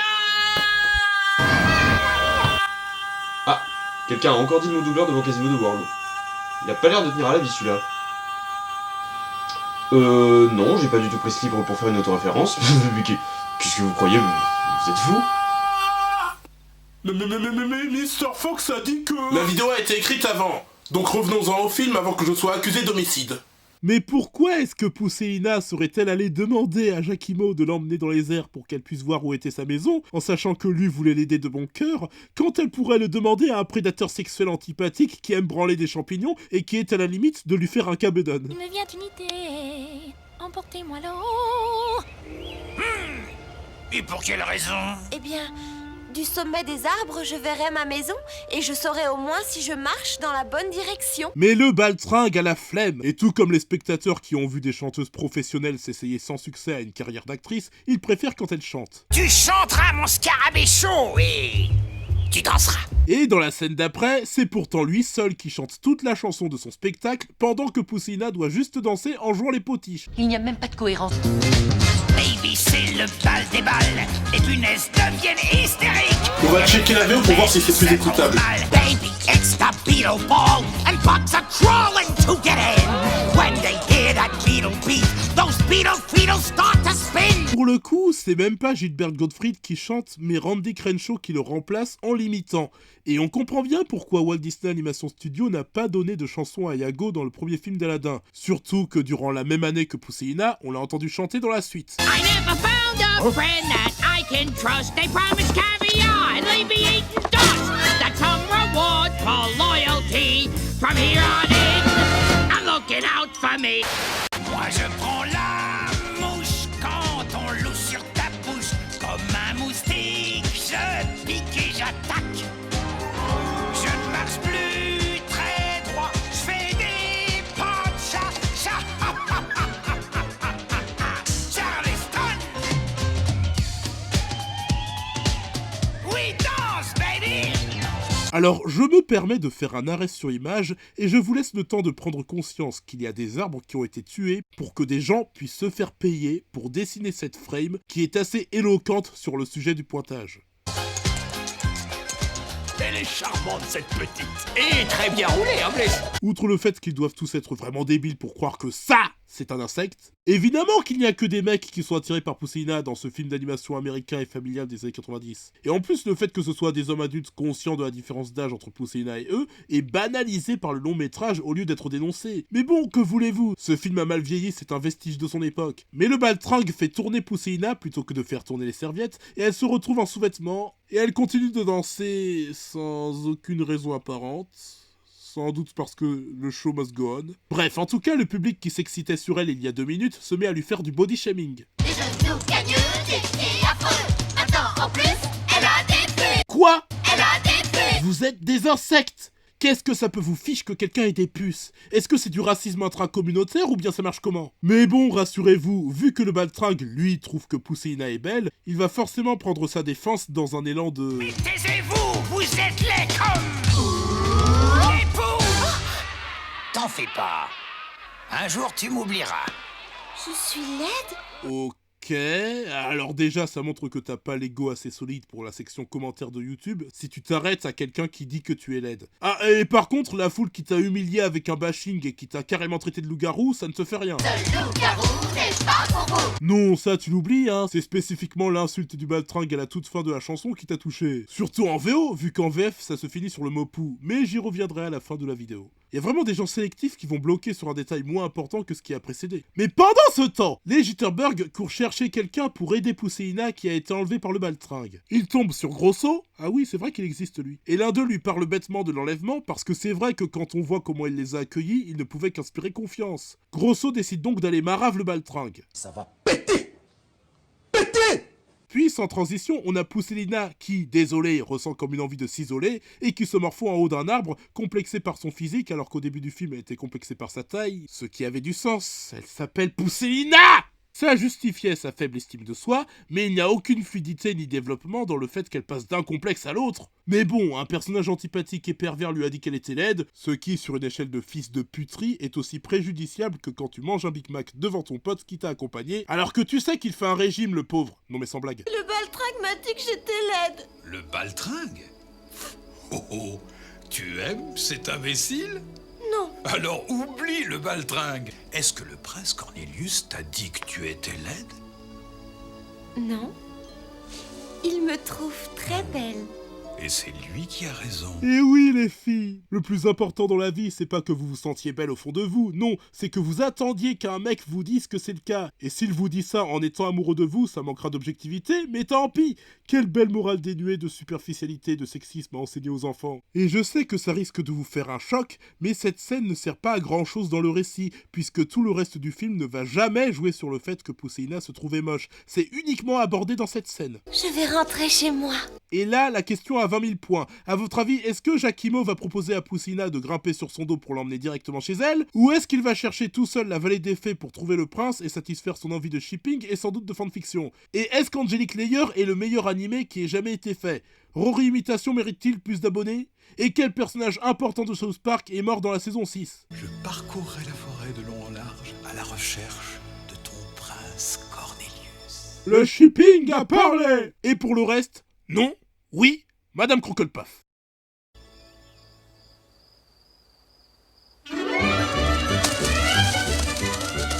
Désolé, je crois qu'on s'est trompé de film. Là, on a un nouvel épisode classique de Judy Hopps veut pas s'abonner à Monsieur Racco. Bonjour. Ah non, c'est toujours Pousseina. Dommage que ce soit la présence de l'oiseau qui nous le rappelle. Excusez-moi, cher ami, je cherche la vallée des fées. La vallée des fées? Mais enfin, vous ne voyez pas que je suis occupée? Demandez directement aux intéressés. Oh ben tiens, encore Marion Gamme. J'ai la vague impression que vous êtes un peu débordé. Barre-toi, tu me fatigues. Oh ben tiens, ce mec, il a la même voix que Beetlejuice. J'ai une épine énorme au bout de mon aile. Oh mais c'est super, il va mourir du tétanos. Allez, laisse parler ton cœur et laisse-le aussi arrêter de battre. Même si Pousseina ne va pas forcément rentrer chez elle, il y a quand même des choses qui s'arrangent dans l'histoire. Mais non! Comme Don Bluth a toujours cette habitude de nous donner de faux espoirs pour qu'il y ait un meilleur happy end, un sadisme dont il abusait dans Fievel et le Nouveau Monde, Giaquimo s'en remet assez vite, et il y a un truc qui me met les neurones en 8, c'est que ce piafédoniste là, sa grand-mère l'émincée de poulet de Bresse, il a l'optimisme déplacé d'avoir la présomption de croire que Cornelius est forcément l'âme sœur de Pousseina, et que c'est pas juste un mec qui voulait une nuit sans lendemain, ou que l'amour triomphe toujours quoi qu'il arrive. Non mais t'es sérieux là, Jacquimo? Tu te crois où là pour être aussi candide? Tu te crois chez les bisounours? Tu te crois sur l'île aux enfants? Tu te crois sur l'île des joyeux lutins où on s'amuse bien? Sur l'île des joyeux lutins, on s'amuse bien. Et la cerise sur la mousse au chocolat de Marie Morin, on a quand même 3 minutes entières consacrées à lui. Sans que Pousselina soit mentionnée, on ne sait même pas ce qu'elle fait, et c'est dans 8 minutes qu'elle réapparaît. Allô? Auriez-vous par hasard projeté d'avoir plus de Pousselina dans votre film intitulé Pousselina, hein? Mais l'hiver arrive, encore une fois je suis pas sûr que les saisons se succèdent aussi vite, et Jacquimo se dépêche de chercher Cornelius, qui lui se dépêche de chercher Pousselina. Je cherche une très belle jeune fille, qui s'appelle... Pousselina. Pousselina a disparu. Non, mais comment a-t-elle disparu? Le scarabée l'a emmenée. Quoi? Ils sont partis là-bas quelque part. Dans cette tempête et dans ce vent? Il y a un gros crapaud qui la cherche aussi. Oh non, il y a trop d'intrigues secondaires dans ce film. Et j'ajouterais qu'il y a un oiseau qui l'a stalké et qu'elle vous a trompé. Et elle a un cancer en phase terminale. Et elle a égratigné votre bourdon. Et pas ce soir j'ai la migraine. Et en plus elle va épouser un musulman aveugle et sans papier qui fuit la guerre civile dans son pays. Elle a égratigné mon bourdon? Il reprend donc sa recherche malgré le mauvais temps, sans voir Grosso qui a trouvé le baltringue avant lui. Je ne sais pas où elle est. Ça n'a pas collé très fort entre nous, alors je l'ai plaqué. C'est pas mon type, elle est moche et je n'aime pas les mochetés. Si t'aimes pas les mochetés, pourquoi tu l'as obligée à participer à ton scarabée show après avoir insisté sur le fait qu'elle était belle? Et elle n'avait même pas encore de costume de papillon à ce moment-là, et pourtant c'est quand elle l'a retiré durant le spectacle que tu as trouvé laide. Il y a autant d'incohérences dans ce film qu'il y a de jours fériés dans le mois de mai. Bref, il suggère à Grosso d'enlever Cornelius et de l'utiliser comme appât pour attirer Pousselina vers lui. Grosso lui arrache les ailes et les utilise comme moyen de pression pour l'obliger à lui ramener Cornelius. Je vais le capturer, ce prince. Salut les potes, veillez sur mes ailes, et un de ces 4. Attendez, ses potes étaient là depuis tout ce temps? Pourquoi ils ont rien fait quand Grosso l'a étranglé? Ah, on me fait signe que le film ne répondra jamais à cette question, et à aucune des précédentes. Donc il y a juste non-assistance envers personne en danger, de vrais amis. Et bonjour Richard Darbois. Est-ce que vous sauriez où se trouve la vallée des fées? J'en veux pas tes baies. Non, des fées, pas des baies. Debout, c'est l'heure. Richard Darbois, qui a refusé de doubler Terminator parce que c'était pas très lucratif de se déplacer pour le peu de répliques qu'avait Schwarzenegger, mais qui s'est déplacé pour la seule et unique réplique d'un ours Osef dans un petit film de Don Bluth. Dans la vie, chacun choisit ses priorités. L'hiver est malheureusement là, et je précise que ça se passe dans la même journée, et c'est même confirmé par Jacquimo. Décidément, quelle journée! Oh, mon Dieu, ce qui fait froid! L'hiver sera bientôt là!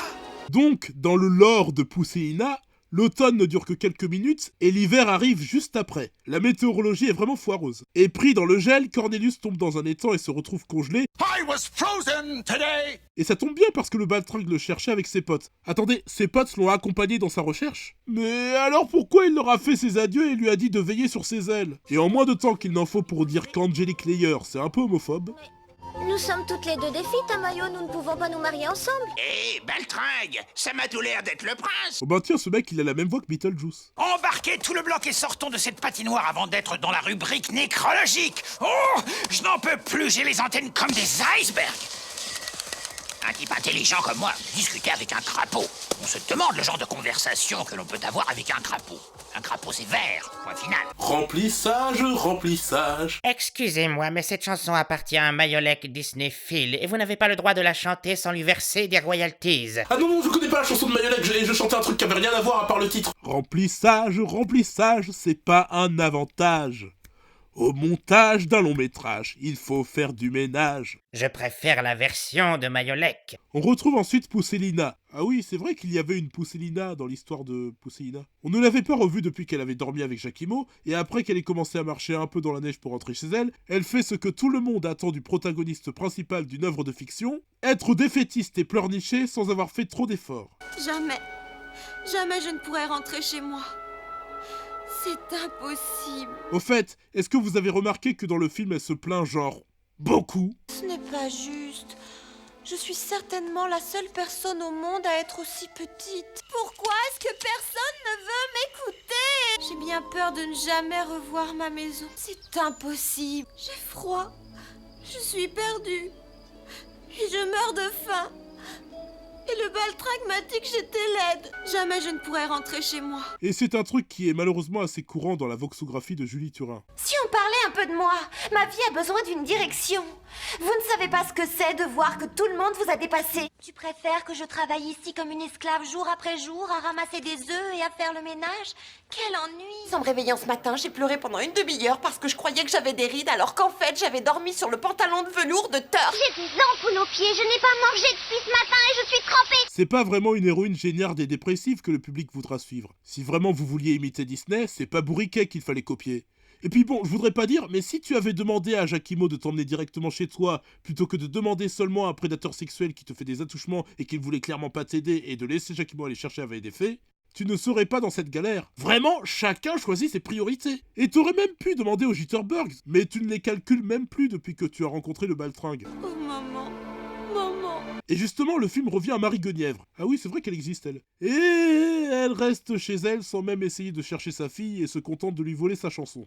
Je garde l'espoir, j'attends toujours qu'elle revienne un jour. Elle risque pas de revenir si tu te bouges pas les fesses. On a affaire à l'une des mères les plus feignasses que j'ai jamais vues dans une œuvre de fiction.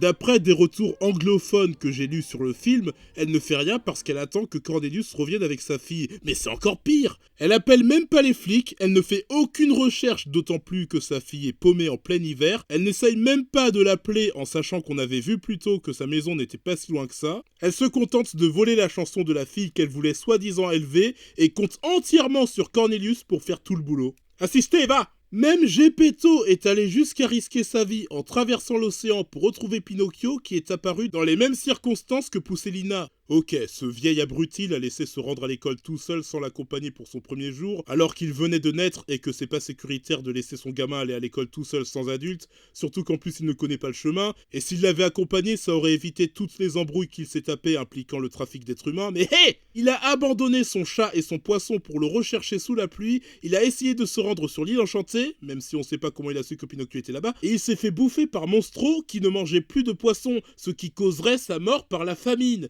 Il serait mort de faim pour son fils. Et franchement, ça me coûte de le dire, mais même dans le remake live de Disney, il a recherché son fils. Vous vous rendez compte? Le remake live de Pinocchio, réalisé par Robert Zemeckis, a réussi un truc qui a été foiré dans un film de Don Bluth.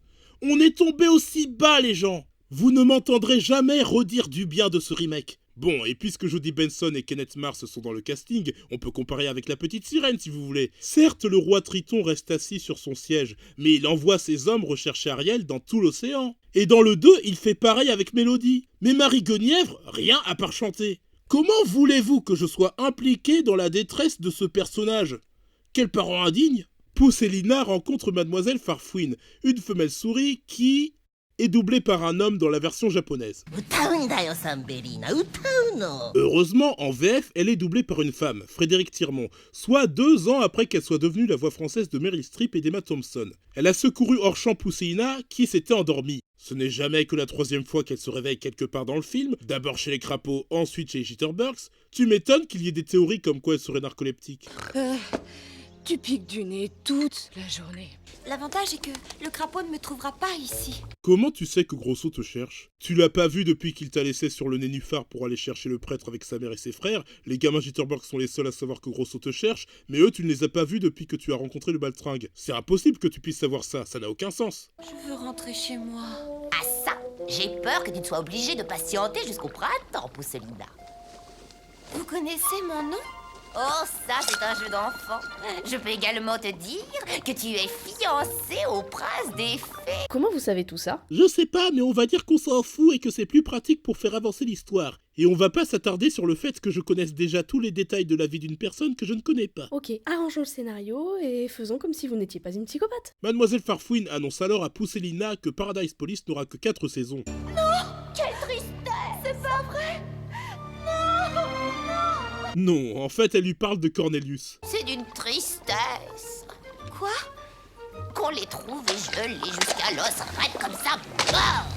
dans la neige. Oui, on l'a retrouvé écrasé, les tripes à l'air, avec son crâne qui sortait de la tête et les boyaux qui sortaient à moitié dévorés par les vautours pendant que son corps aplati et écrasé comme une crêpe se décomposait. C'était de la ratatouille.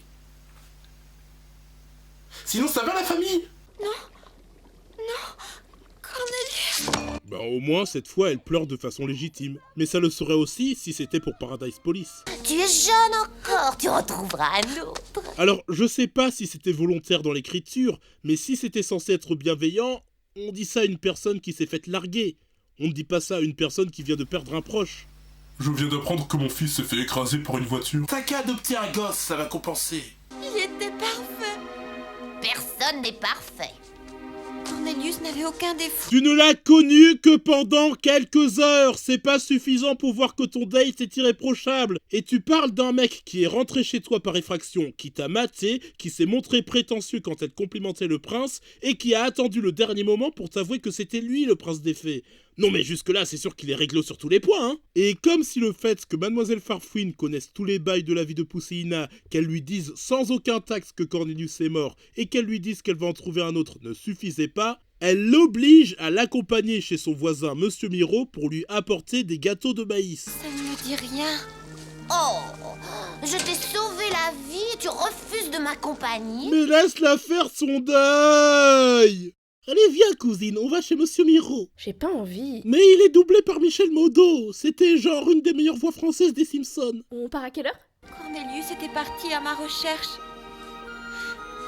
C'est pour ça que ce malheur est arrivé. Alors, même si t'as raison dans les faits, ramène pas tout à toi non plus. Pour ce que tu en sais, il est peut-être allé chercher de l'eau ou du pain. Mademoiselle Farfouine emmène alors Pousselina chez Monsieur Miro, qui est interprété en VO par Feu John Hurt, que vous connaissez soit pour avoir joué Monsieur Ollivander dans Harry Potter, soit Kane dans le premier Alien, soit le méchant dans V pour Vendetta, et pour d'autres trucs comme la VO d'Aragorn dans Le Seigneur des Anneaux de Ralph Bakshi. Et bien sûr, la voix de... Bonjour, mademoiselle Pousselina. Ravi de faire votre connaissance. Montez là-dessus. Que je puisse vous voir. Je parie 2 paquets de chips nature que lui aussi il voudra se taper Pousselina. Wesh. Pousselina, raconte une histoire à Monsieur Miro. Alors, c'est une pute et un handicapé qui rentrent dans un bar. Non. J'aurais voulu moi aussi, mais Don Bluth on a préféré autrement. Une belle histoire d'amour. Une histoire de qui? Merveilleux soleil, flamme d'amour universelle, toi qui éclairais mon cœur. Alors, vu comment c'est présenté, on pourrait croire que c'est une métaphore pas subtile et qu'elle assimile la mort de Cornelius à la disparition du soleil en mode Nicoletta, mais même pas, vu que, comme on le verra plus tard, elle veut vraiment revoir le soleil. À 18 minutes de la fin du film, elle a ce troisième objectif. Elle veut donc retourner chez sa mère, rejoindre Cornelius et retrouver le soleil.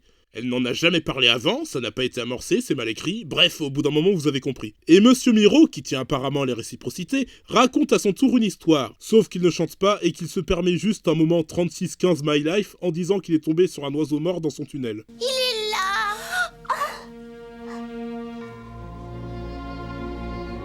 Qu'est-ce qui a bien pu arriver à cet oiseau? Peu importe, ça en fait déjà un de moins à cuicuiter pour rien. Et c'est bien, c'est la sélection naturelle.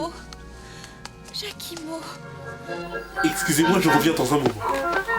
C'est une victoire de la Coupe du Monde, on va nous cet oiseau vivant. C'est une nouvelle qui vaut de l'or, Jacquimo est mort. Sans deck, ouais mec, au champagne, pensons-moi d'avril, ce café-terre fait pour vivre. Et il est 6 pieds sous terre, tralala, c'est bon. J'ai un bien pour le défunt. Bon vent, tralala, trop fort, tralala, il est mort. Voilà, reprenons. Mademoiselle Farfouine, puis-je vous confier un secret? Oh, mais très volontiers. Mademoiselle Farfouine, de vous à moi, le projet de prendre femme ne me rebute pas. Je me demandais si... Oui. Si d'aventure, vous seriez prête à persuader Mademoiselle Pousselina de devenir ma femme. Pousselina? Elle me tiendrait compagnie et me raconterait de jolies histoires. Et plus si affinité, elle pourra rajouter de la pulpe dans ma bouteille de Fanta. On va jouer à la Switch avec nos organes génitaux. On va baiser! Et ensuite, qu'est-ce qu'il fait, ce vieux charreau, pour motiver Farfouine? Il la paye pour convaincre Pousseïna de l'épouser. Vous avez compris? Il est en train d'acheter Pousseïna, qui n'est pas consentante, pour qu'elle devienne sa femme ou son esclave sexuel, alors qu'elle est mineure. En fait, ce film est presque aussi glauque que Brisby et Charlie mon héros. J'entends ton cœur. Non, ne l'écoutez pas, il n'est pas médecin, il n'y connaît rien. Non, tu n'es pas mort. Jacques est mort. Oh putain de sa mère. Voilà, là il est mort. Mais pendant ce temps, le baltringue ramène le prince Cornelius congelé à Grosso et il en profite pour l'informer que Pousseïna se planque chez Monsieur Miro. Mais au lieu de lui rendre ses ailes comme promis, Grosso l'oblige à l'accompagner chez Monsieur Miro malgré la tendance de ce dernier à tuer les insectes. Il laisse donc complètement tomber Cornelius que les millennials s'empressent de réchauffer pour le sortir du bloc de glace. De son côté, Farfouine essaye de persuader Pousseïna que c'est bien d'être une grosse michto et d'épouser un homme riche comme Monsieur Miro. Et ça y est, on arrive à la fameuse chanson Épouse Monsieur Miro, ou en VO Marry the Mole, qui est à ce jour la seule chanson d'un film d'animation à avoir reçu un Razzie Award de la pire chanson originale, ce qui fait de Pousseïna le premier film d'animation à avoir eu un Razzie Award, avant les 8 folles nuits d'Adam Sandler, qui a écopé d'un Razzie Award du pire acteur pour Adam Sandler en 2002, puis Le Monde secret des emojis en 2017, qui fut nominé pour le Razzie Award du pire film, du pire réalisateur et du pire scénario. Certains considèrent que les paroles cyniques et la morale véhiculée sont horribles pour les enfants et que c'est le pire passage du film, ce que je trouve exagéré, tout comme le fait que sur toutes les chansons pourries qui existent dans le monde, c'est celle-ci qui a eu un Razzie Award.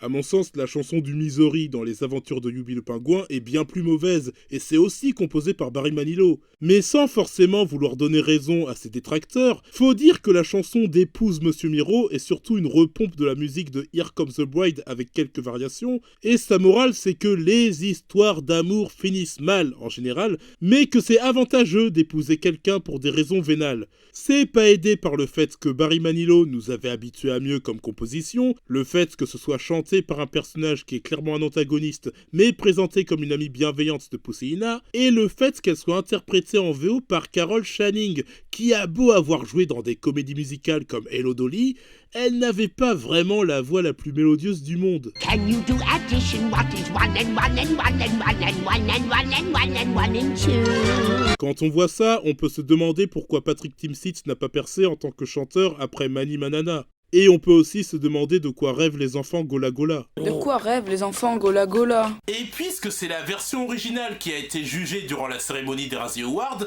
alors à titre exceptionnel, on va s'attarder sur la VO pour voir si cette récompense était légitime. True, it's a fact that he's not exactly witty. He's blinder than a bat, but at least his eyes are blue. His breath may be alarming, but he's charming for a troll. Dearie, marry the mole. Romeo and Juliet were very much in love when they were wed. They honored every vow. So where are they now? They're dead. Dead. Very, very dead. Quoi? They're dead. Dead. Very, very dead. Mais comment, pourquoi, qu'est-ce qui s'est passé durant l'écriture de cette chanson? Est-ce que Tim Burton a écrit cette partie et a demandé à ne pas être crédité? Est-ce que les paroliers étaient en instance de divorce quand ils ont écrit ça? Mais pour l'amour de Dieu, qu'est-ce qui est arrivé pour qu'il passe de Copacabana et de La Perfection c'est moi dans Livre et compagnie à un truc aussi funèbre? En tout cas, on dirait que les adaptateurs de la VF étaient tellement choqués par ce passage morbide qu'ils ont édulcoré en atténuant la répétition. Je dis qu'ils ont eu tort, puisqu'ils en sont morts, oui, morts, morts, et ça dure encore. Et ceux de la vécu ont juste complètement effacé toute allusion à la mort. Faudrait pas que ça se répète, ce drame, cette triste histoire si noire, comme ce serait dommage. Mais franchement, je ne sais pas ce qui est le plus glauque dans cette scène, entre l'insistance inutile et gratuite qu'ont eu les paroliers sur la répétition du mot dead, ou le fait que Pousseïna s'enjaille sur les paroles macabres de Mademoiselle Farfouine. Des gens sont morts, yeah, yeah, des gens sont morts, yeah, yeah. Au passage, est-ce que vous avez remarqué que Pousseïna dansait durant chaque chanson de chaque antagoniste, alors qu'elle s'oppose à leur projet? Pourquoi tu te trémousses durant la chanson de la femme qui t'a kidnappé, qui t'empêche d'aller avec ton prince et qui veut t'obliger à épouser son fils? T'en as clairement rien à battre d'être une idole après cette séquence. Alors pourquoi perdre ton intégrité quand ces propos ne suffisent pas pour te faire miroiter? C'est comme si Éric Zemmour se mettait à chanter sur l'apologie du viol et que Mazrine Pinjot se mettait à s'enjailler. Ça n'a pas de sens! Y a rien qui n'a de sens, y a rien qui va! Y a rien qui va. Y a rien qui va dans ce film, rien! Et toi, retranscris tout ce que je viens de dire au cas où je le nierai durant la conclusion. M comme milliardaire. I-R-O. Bref, après cette chanson jugée horrible par le jury des Razzie Awards qui était aux abonnés absents quand il fallait attribuer ce prix à la chanson des trolls dans La Reine des Neiges de Disney, Pousselina va rendre visite au cadavre de Giacomo. Pardonne-moi de t'avoir causé tellement de soucis. Tu ne lui as rien fait du tout, c'est lui qui s'est tapé un délire en prenant l'initiative d'aller dans la veille des faits pour ses fanfics. Je devrais peut-être épouser Monsieur Miro. Il prendrait soin de moi, j'en suis sûre. Ah, bien sûr, voilà quelque chose qu'on recherche chez l'héroïne d'un film, c'est qu'elle vive au crochet d'un mec riche et qu'elle se fasse entretenir. Mais comme je vous l'ai dit tout à l'heure, Don Bluth a cette habitude sadique de donner de faux espoirs aux spectateurs pour que le happy end apporte plus de soulagement. Et il s'avère donc que Giacomo n'est pas mort. Ça y est. Avec un bisou, ça ne peut qu'aller. Non mais arrêtez de nous prendre pour des idiots. La technique du bisou magique qui soigne les bobos, c'est ce que j'utilise sur ma nièce de 2 ans. Ça ne marche pas. C'est un placebo qui donne l'impression aux bébés drama queen qu'ils n'ont plus mal et qui confirme qu'ils pleuraient pour rien. Faites pas croire qu'un adulte va oublier une douleur dans son aile. Aussitôt rétabli, il propose enfin à Pousselina ce qu'il aurait dû lui proposer dès qu'ils se sont rencontrés. Grimpe sur mon dos, et je t'emmène au cœur de la forêt. Ce qui montre que Don Bluth est conscient qu'il aurait pu résoudre les problèmes de Pousselina. Il n'y a plus de N'aie pas peur, je te promets de le retrouver. Souviens-toi, si tu veux réussir l'impossible, laisse donc parler ton cœur. Mais c'est horrible, pourquoi il la troll comme ça? Je me demande si c'est pas lui en fait le méchant du film. Je dirais même que c'est un enculé de première. Non, plus que ça, un enculé de terminale. À bientôt, Pousselina. À bientôt. C'était bien la peine de lui proposer de monter sur son dos si c'est pour la laisser tomber, crevard. Quel enfant de pute. Arrête de me torturer. Cornelius est mort. Oh non, j'espère vraiment que Pousselina ne va pas se marier avec Monsieur Miro. Et que Mademoiselle Farfouine va retourner sa veste. Et que Grosso ne va pas retrouver Pousselina. Et que le baltringue non plus. Et que la famille de Grosso ne reviendra pas.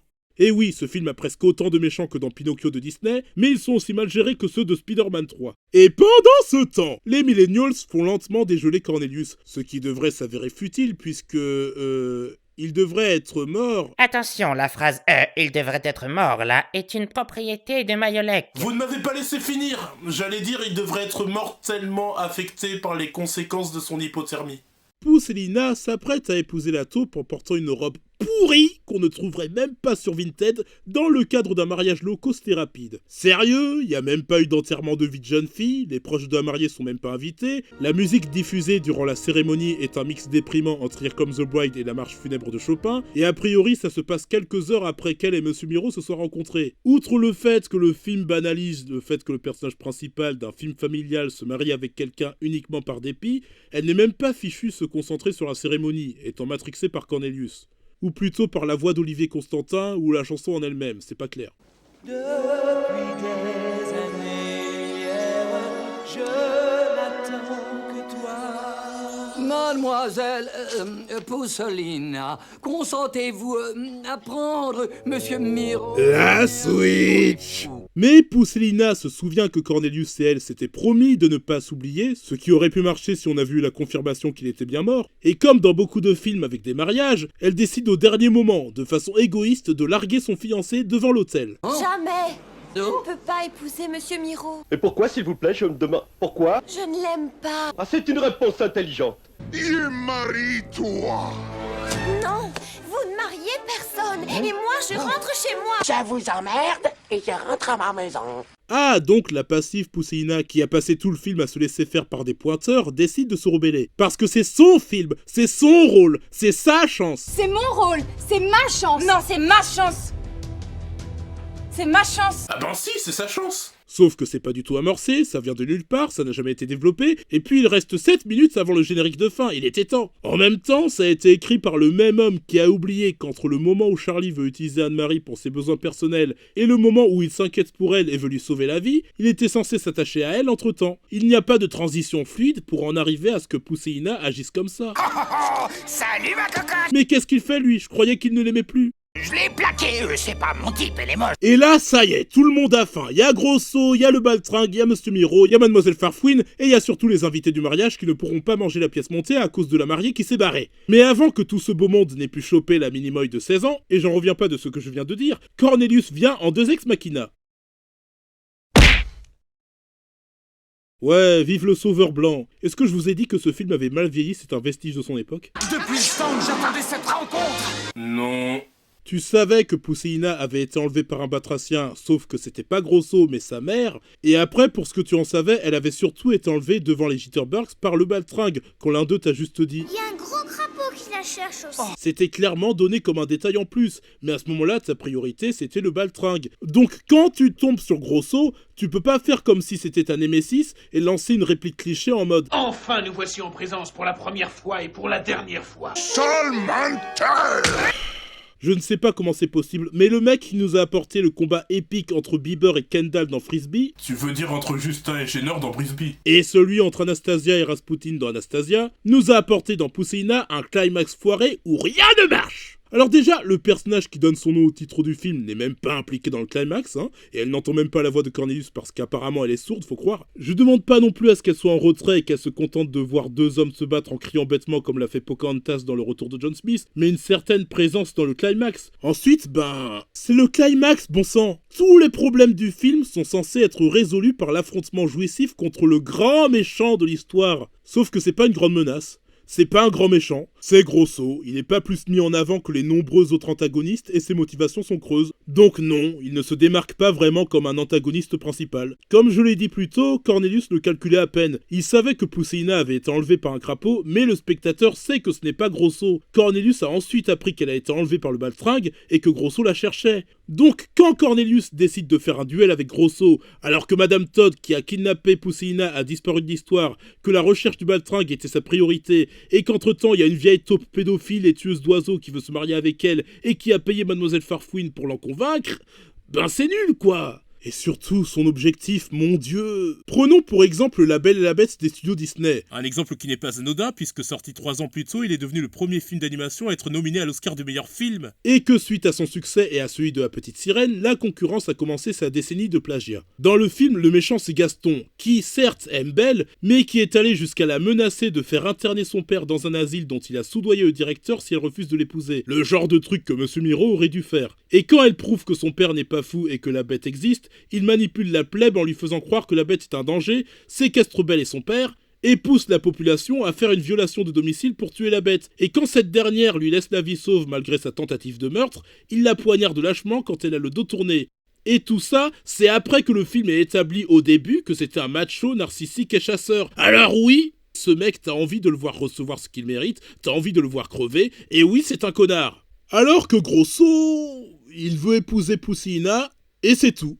Les choses les plus méchantes qu'il ait fait dans le film, c'était étrangler le Baltringue pour savoir où était Pousseïna qu'il a enlevé, lui confisquer ses ailes pour le faire chanter, et effrayer les enfants. 2 de ces choses étaient légitimes, et la 3e était accidentelle. C'est un gros forceur, un pervers bien cringe, mais il n'est pas concrètement méchant. C'est le genre de personne que tu vas bloquer sur Twitter ou pour qui tu vas demander une ordonnance restrictive, c'est pas le genre de personne à qui tu vas infliger l'injection létale. Et en plus, son combat contre Cornelius, c'était de la légitime défense, parce que c'est le prince qui a commencé à l'attaquer avec son épée. Au final, la scène se résume plus à Cornelius et Grosso qui montrent à chacun qui a la plus grosse, qu'à un combat entre le héros et le méchant. Et comme tout le monde est moralement répréhensible dans ce film, on a Monsieur Miro, Mademoiselle Farfouine, le prêtre et les invités du mariage qui les laissent se battre et qui se barrent pour retrouver Pousseïna, donc... on a un cas de non-assistance envers personne en danger. Attends, t'es un homme blanc hétéro-cisgenre et tu sauves la fille? Oui. C'est ce que je pensais, donc ce film a vieilli. C'est un vestige de son époque. Le soleil est revenu. Mon hypothétique arc narratif est complété. Et comme Monsieur Miro et les autres sont assez trousses, elle les ensevelit sous divers objets. Oui, notre héroïne vient de commettre un meurtre de masse, comme Mulan. Sauf que c'est pas de la légitime défense, c'était juste parce qu'elle veut aller voir le soleil. Youpi, j'ai tué des gens! Attendez. Dead, dead, very, very dead. Des gens sont morts, yeah, yeah, des gens sont morts, yeah, yeah. Oh mon dieu, c'était préfiguré! On nous a teasé que Pousselina était une sociopathe. À peine revenue à l'air libre et sans regretter son crime, Pousselina se fait rejoindre par cet enculé de terminal qu'est Giacomo, qui vient la saouler par rapport à la vallée des fées qu'il a enfin trouvée et l'y emmène contre son gré. Je t'emmène grave sur mon dos. Personne n'épargnera donc cette fille. Et en plus de l'avoir laissé tomber chez Monsieur Miro, c'est le genre d'ami qui ne vous écoute pas quand vous lui confiez des trucs. J'allais faire la plus grosse bêtise de ma vie. J'ai failli dire oui à Monsieur Miro. Qu'est-ce qu'elle est drôle cette montagne, on dirait une tortue. Mais moi, je n'aime pas Monsieur Miro. Bon, après, ça n'aide pas que le niveau de sa conversation soit aussi naze, mais pour autant, ça justifie pas qu'on ait l'équivalent d'une personne qui te donne 1 minute 36-15 My Life et que tu laisses en vue alors que t'es censé être son pote. Ils arrivent dans la vallée des fées qui n'a rien à voir avec celle de la fée Clochette, Pousselina devient snob comme une youtubeuse qui a oublié d'être humble après avoir eu des milliers d'abonnés. C'est ici. Ici? Ce ridicule petit carré d'herbe gelée? Et pour ne rien changer, Giacomo à son tour oblige Pousselina à chanter, ce qui fait fondre la glace et le givre qui recouvrait la vallée. Et si vous voulez demander la raison à cela... Vous n'avez toujours pas compris que ce film ne vous donnera pas de réponse? Giacomo continue de la faire chanter, même quand elle lui demande enfin ce qu'elle aurait dû demander depuis le début. Conduis-moi chez moi, s'il te plaît. Et en moins de temps qu'il n'en faut pour dire que la paella de Fleury-Michon est sous-cotée. Nous ne sommes pas dans la vallée des fées, et Cornelius ne reviendra jamais. Je te tiendrai dans mes bras. Toi, c'est toi. Cornelius, tu es vivant. Et bien qu'on ne sache pas comment il a survécu, il demande Pousselina en mariage, et après elle a des ailes. Vous savez, le truc qu'elle avait brièvement désiré au début du film avant que ce ne soit plus abordé. J'aimerais avoir des ailes. C'est possible, on ne sait jamais. Comment ça se fait? Comment ça marche? Pourquoi elle a des ailes? Est-ce que ça veut dire que s'ils sont en instance de divorce, ses ailes vont disparaître? Je ne sais pas, je ne sais plus, j'en ai marre, j'ai faim. Et là, d'un coup, ils se marient, c'est la dernière minute du film. On n'a même pas de retrouvailles entre Pousselina et sa mère, c'est pas comme si elle avait passé tout le film à essayer de retourner chez sa mère. Et cette fin bâclée où l'héroïne part avec son mec en lune de miel en laissant tomber une parente qu'elle a essayé de retrouver pendant tout le film sera reprise pour Anastasia. Marie Guenièvre a juste droit à assister au mariage le temps de quelques secondes, parce que quitte à imiter Disney, autant reprendre la fin complètement rushée de Dumbo, et surtout autant laisser en suspens de nombreuses questions dont vous ne trouverez aucune réponse. Qu'est-ce qu'elle est devenue la famille de Grosso? Et le baltringue? Et est-ce que Pousselina a été arrêtée pour son hécatombe? Pourquoi le chien et le bourdon ils parlent pas? Il est où lui? Tant de résolutions qui ne seront jamais résolutionnées, on s'en fout. Bref, le soleil est bleu et il brille, les oiseaux et les fleurs chantent, tout le monde il est content, Pousselina aussi, Cornelius aussi, les darons aussi, les milléniaux aussi, Giacomo aussi, mon chat aussi, Woody aussi, Eddie Malou aussi, Chantal Massé aussi. La morale du film c'est qu'une femme hétéro a besoin d'un homme pour trouver le bonheur et qu'il faut regarder de meilleurs films comme Nimona. On reprend le cliché du livre qui se referme parce qu'on n'a pas assez copié Disney, et c'est fini. Sauf que non!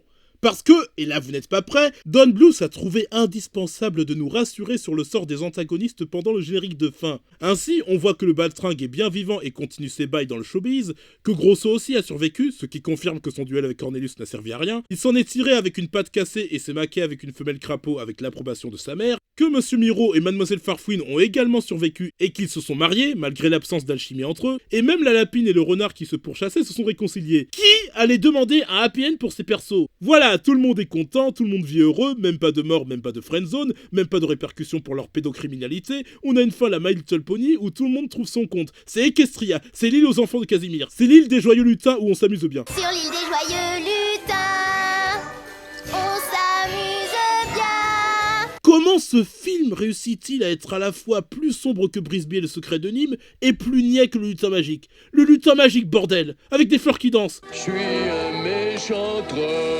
C'est comme si Don Bluth essayait de nous faire croire avec ce générique que oui, tout ce film qui vient de se terminer était d'une niaiserie de bisounours. Mais on n'est pas dupes, la fin ne nous fera pas oublier qu'on vient de voir de l'incompétence parentale, de la violation de propriété privée, de la dégradation du bien d'autrui, de l'enlèvement, de la narcolepsie qui n'est pas soignée, du danger de mort, du harcèlement sexuel, des attouchements, de l'exploitation de mineurs, du body shaming, de la chasse, des coups et blessures, du chantage affectif, une atteinte à l'intimité des gens, des oiseaux tués, de l'extorsion sexuelle, de la manipulation, des mariages forcés, des mariages par intérêt et par dépit, des agressions, un assassinat, une émancipation prématurée, tout ça avec une mineure de 16 ans. Alors, mon avis sur Pousselina de Don Bluth... Et le chat, attrape.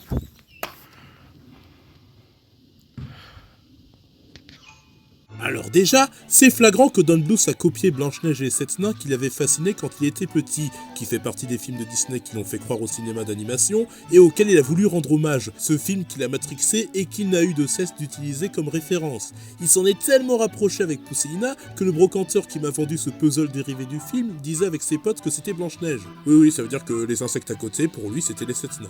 Sauf qu'il y a un tout petit problème, c'est que Pousseïna est sorti dans les années 1990 ! Blanche-Neige est sortie dans les années 30. Donc le cliché de l'héroïne passive, naïve et victimisée qui aime les animaux, c'était aussi ringard que le pantalon pas de def. Alors c'est mignon de vouloir revenir aux sources et de faire une héroïne du même style que celle de ton enfance, mais si on ne faisait plus de films à la Blanche-Neige ou Cendrillon, il y avait une bonne raison. Hollywood était passé à autre chose et mettait en scène des héroïnes proactives, y compris dans l'animation.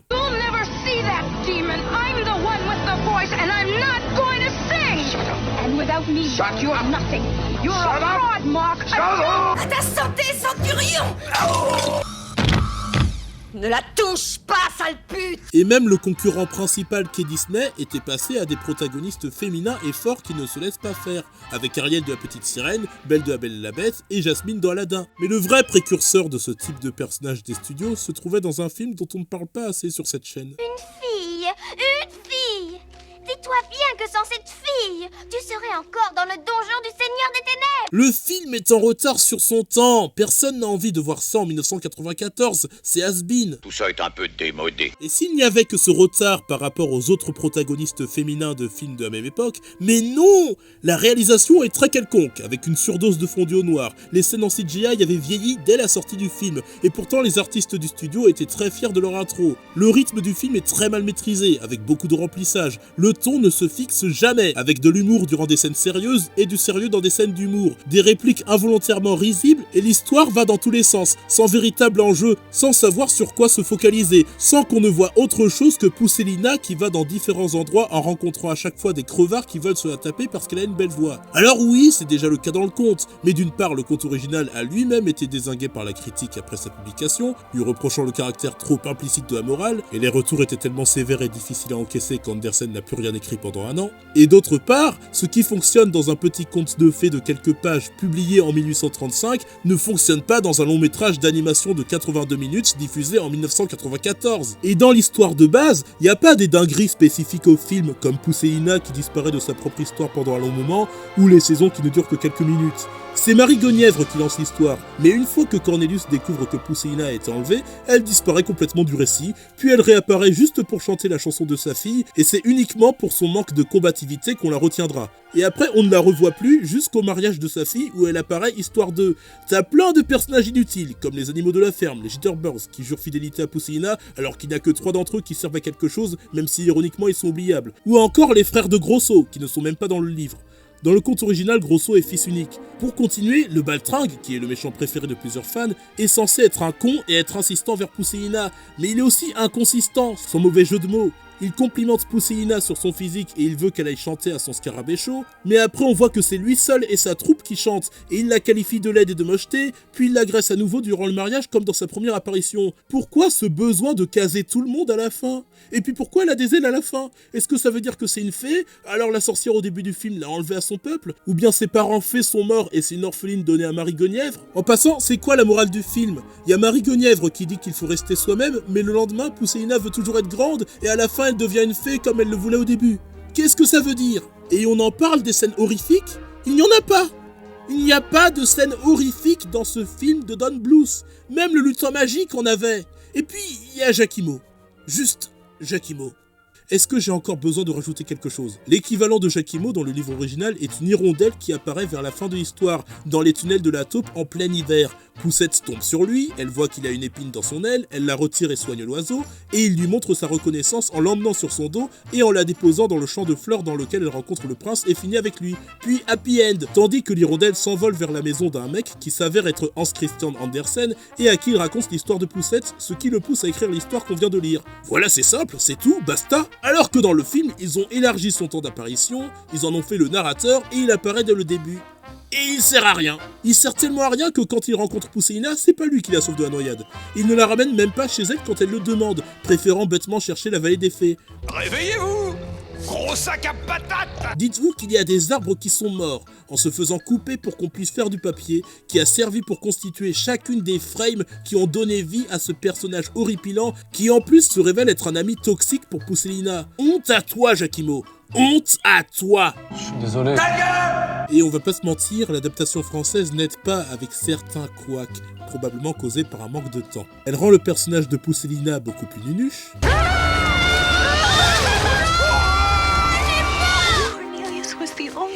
Cornelius n'avait aucun défaut. Elle fait vouvoyer Pousselina et Cornelius, sauf pendant leur chanson d'amour dans laquelle ils se tutoient. Même quand ils se font la promesse de ne jamais s'oublier l'un l'autre, ils se vouvoient. Ne m'oubliez pas. La fleur que je préfère. Jamais je ne vous oublierai, Pousselina. Mais quand Pousselina se souvient de cette promesse, au lieu de reprendre l'audio et le texte de la scène, le dialogue a été réadapté en les faisant se tutoyer. Ne m'oublie pas. La fleur que je préfère. Je ne t'oublierai jamais. Et en VO, Giacomo a 2 répliques parlées pendant le couplet des Oiselles dans Laisse donc parler ton cœur.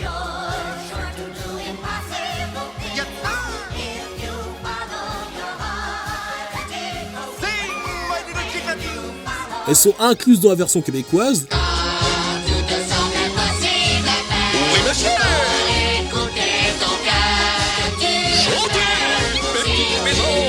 Mais totalement absente dans la version française, soit un oubli de montage, soit parce que la direction artistique ou musicale a dû volontairement les omettre pour ne pas gâcher le rythme de la chanson. Si tu veux réussir l'impossible, laisse donc voler ton cœur de la cible, laisse donc voler ton cœur. Et enfin, la chanson du baltringue. Le titre original de la chanson est You're Beautiful Baby, ce qui correspond au caractère machiste et sexiste du personnage qui voit en Pousselina un objet sexuel et qui se rapporte au harcèlement sexuel dénoncé par le film. Mais en VF, c'est sobrement traduit par Toi ma Pousselina, comme s'il y avait eu un besoin de rappeler qu'on parlait de l'héroïne alors que c'est déjà le but de la chanson à la ferme. En plus de ce problème, il y a la fin de la chanson. I'm sorry, Toots. I guess you're too ugly. I'm ugly? Donc vous voyez, Pousselina réagit quand le baltringue la qualifie de ugly, qui veut dire laide. C'est ça qui la choque et qui la bouleverse au point qu'elle en pleure dans la scène suivante auprès de Giacomo. Regardez ce que donne la VF. Mais taisez-vous, vous êtes laid comme... les poules. Je suis laide? Alors déjà, pourquoi le baltringue vous voit Pousselina alors qu'il la tutoie dans le reste de la chanson et dans le reste du film? Pourquoi il lui dit de se taire alors qu'elle n'a rien dit? Et surtout, c'est le dernier mot de la phrase qui doit choquer Pousselina, et ce dernier mot doit être laide, pas pou. Vous allez me dire que c'était pour faire une rime, sauf que c'était pas nécessaire puisqu'il n'y a pas de rime en VO à ce moment-là. Donc l'adaptateur a fait du zèle. Il aurait fallu mettre un truc du genre La vraie poupée, et on vous trouve trop laide. Puisqu'on parle de la version française, autant aborder le casting. Pousselina est doublée par Julie Turin, qui doublera une autre héroïne de repompage Disney des années 90 et qui fera par la suite des personnages un peu plus goldés comme les rôles de Jessica Biel et de Gemma Mace, Carla dans Scrubs, Amy Wong dans Futurama, Happy dans Scorpion et d'autres un peu moins folichons comme Pan de Dragon Ball GT, Charlotte aux fraises et... Lizzie McGuire. Je veux aller m'acheter un soutien-gorge, tu entends? Un soutien-gorge! C'est pour ça qu'on veut aller au centre commercial! Je veux mon soutien-gorge! Pour les chansons du personnage, c'est Laurie Rowe, la directrice technique de Warner Bros France à l'époque, qui va s'auto-caster. Elle fera ensuite la voix chantée d'Anna Leon Owens dans Le Roi et moi de Richard Rich. Puis a priori, elle ne fera pas d'autres doublages et continuera de superviser la Warner jusqu'en 2016, après quoi elle passera à la 20th Century Fox jusqu'en 2021. Sur le Prince Cornelius, on retrouve Serge Falliu, qui est la voix française la plus régulière d'Adam Sandler, et que vous avez pu voir au début de ma première critique, à savoir celle sur Pocahontas, le retour de John Smith. Serge Falliu, qui est de plus un excellent chanteur. Reposer en paix, dormir au cimetière, cacher mon amour, l'enfouir au creux de la terre. Je reviens, mes amis. Je reviens, mes amis. Je reviens, mes amis. Ceux qui aiment les reines, quels abrutis. Ces grosses bêtes ne valent qu'un coup de fusil. Pas d'amour, je vous aime pas, je ne m'aime pas. Moi je joue partout mon petit NBA, FBI, CIA, USA et SPA. Restez tous avec moi, le Père Noël est là, je l'entends arriver. Additionner n'est pas soustraire, j'ai le sens des affaires. Un compte qui est à découvert vénère ton compte bancaire. Néanmoins, la direction musicale préférera que les parties chantées du prince soient assurées par le chanteur Olivier Constantin, qui venait de doubler Jack Skellington dans L'étrange Noël de Monsieur Jack et qui est connu auprès des otaku pour avoir interprété la chanson du générique de Cobra. Il fera ensuite la voix chantée de John Smith dans Pocahontas de Disney, de Moïse dans Le Prince d'Égypte de DreamWorks et participera régulièrement aux directions musicales de George Costa et de Claude Lombard et doublera Jemaine Clement dans Flight of Concorde. Citons aussi Michel Elias qui a fait à la fois Jacquimo et le Baltringue, mais qui est plus connu pour Pumba dans Le Roi Lion et que les vrais retiennent pour Dr. Dracon et Rufus dans Kim Possible, bien qu'il ait aussi doublé la quasi-totalité des Muppets dans leur premier film, ce qui n'est pas anodin, et on pourrait aussi parler de son travail dans Aladdin. On a également Mario Santini, Je vais faire de vous de la chair à pâté. certains de ses rôles les moins glorieux, mais qu'on pardonne parce qu'il est surtout la voix de Beetlejuice. Beetlejuice En avant pour la grande éclate. Absolumineusement. Michel Modo sur Monsieur Miro, qui nous manque vraiment quand on regarde les saisons actuelles des Simpsons. Pour le reste, vous aurez certainement reconnu Françoise Cadol, Surtout ne cherche jamais à devenir différente de ce que tu es. Maria Tamar, Colbert, mon ami, l'automne est un jour de fête. Nous avons commencé aujourd'hui le jaunissage des feuilles. William Sabatier, Je crois qu'il n'est pas très flatté de chevaucher ce papillon blanc que nous lui avons offert. Daniel Lafourcade, Pousselina t'a laissé tomber pour épouser son prince volant? Oh, un sacré canon! Roland Timsit, Tout le monde y rigole des toi. Georges Caudron, Mes scarabées, Baltringue compagnie est fier de vous présenter ce soir Pousselina. et sur les trois Jitterbugs, on a Hervé Grull, Barbara Del Sol et Dimitri Rougeol. Le Baltringue, il l'a emmenée, il s'est envolé avec elle. Il sait que Monsieur Miro va bientôt épouser Pousselina? On verra quand la glace sera fondue. Et on lui dira. Bon, après, je vais pas citer tout le monde, parce que je pourrais aussi m'attarder sur les choristes, comme Michel Costa ou Jean Stout. Et d'autres solistes comme Johanna Michel, qui assure la partie chantée de Madame Todd, ou Svetlana, qui assure la chanson de Marie Guenièvre, une chanteuse qu'on a déjà pu entendre dans Brisby et le secret de Nîmes, et qu'à dire vrai, je ne connais pour rien d'autre. Mention spéciale pour Marion Gamme et Gilbert Gottfried, qui nous ont quittés durant l'écriture de cette vidéo. De même pour Jacques Siron, qui faisait le révérend, Alain Dorval, la voix française de Sylvester Stallone, qui a participé au doublage d'un précédent film de Don Bluth, à savoir Fievel et le Nouveau Monde, avec le rôle de Tiger qu'il reprendra dans les films suivants. Et plus récemment, Daniel Beretta, la VF de Schwarzenegger, qu'on entend un peu dans Anastasia, et qui, comme Olivier Constantin, participera régulièrement aux directions musicales de Claude Lombard, ce qui inclut la légende de Brisby et les suites du Petit Dinosaure. Plus loin que le lointain des mystères. Bref, vous l'aurez compris, le bilan global est plutôt négatif. Après, il y a quand même des choses qui vont dans ce film. Ah non, tu as dit tout à l'heure qu'il n'y avait rien qui allait dans ce film. Non, j'ai pas dit ça, tu déformes mes propos. Si, tu as dit, je cite, il y a rien qui va dans ce film, rien, bif kong, pof kong, palang kong kong, balatopalapel. Eh bien en fait si, il n'y a que deux éléments positifs qui font l'unanimité dans les nombreuses critiques que j'ai vues sur le film, c'est l'animation et les chansons. L'animation est effectivement décente malgré une rotoscopie qui baffe parfois, et si certaines des séquences musicales ne sont pas très utiles au récit et sont sporadiques, elles sont globalement toutes assez entraînantes. Même Épouse Monsieur Miro, injustement descendu par les Razzie Awards principalement à cause du message qu'il véhicule. Et puis, le film n'est-il pas plus profond qu'il ne laisse penser ? Pensez-y.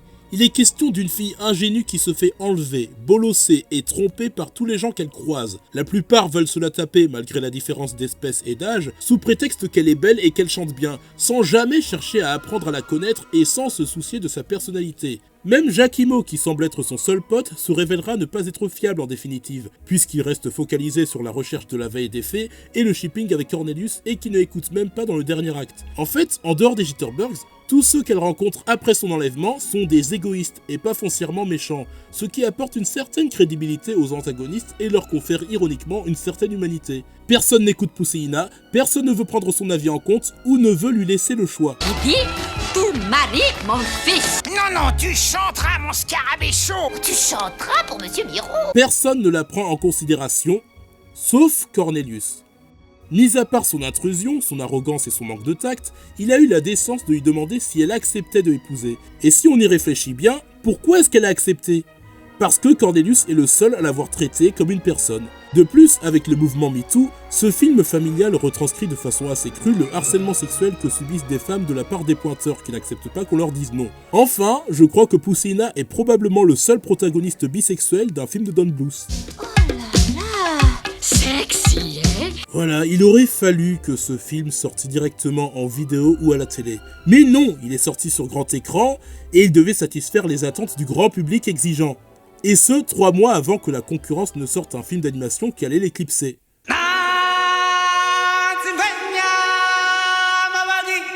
Ah oui, contre le Roi Lion, le film peu ambitieux et moins coûteux de Don Bluth n'avait aucune chance. De même qu'il n'avait aucune chance contre Forrest Gump, True Lies, Speed, Dumb and Dumber, 4 mariages et un enterrement, Entretien avec un vampire, Danger immédiat, Les 4 filles du Docteur March et Pulp Fiction. Alors évidemment, quand parmi tous ces bangers, t'as une espèce de sous-Disney bien cheap avec une héroïne typique des années 30 à 50 et dont l'intrigue a autant de trous que dans un Emmental, tu m'étonnes que ça n'ait pas ameuté les foules dans les salles. Y avait pas le côté Squid Game qu'il faut dans un blockbuster. Pousselina est un flop. Il s'est planté au box-office. Pour un budget de 28 millions de dollars, il n'en a récolté que 17 millions. Il n'a rapporté que 11,4 millions de dollars au box-office américain et canadien et seulement 5,2 millions sur 24 marchés internationaux. C'est un échec monumental.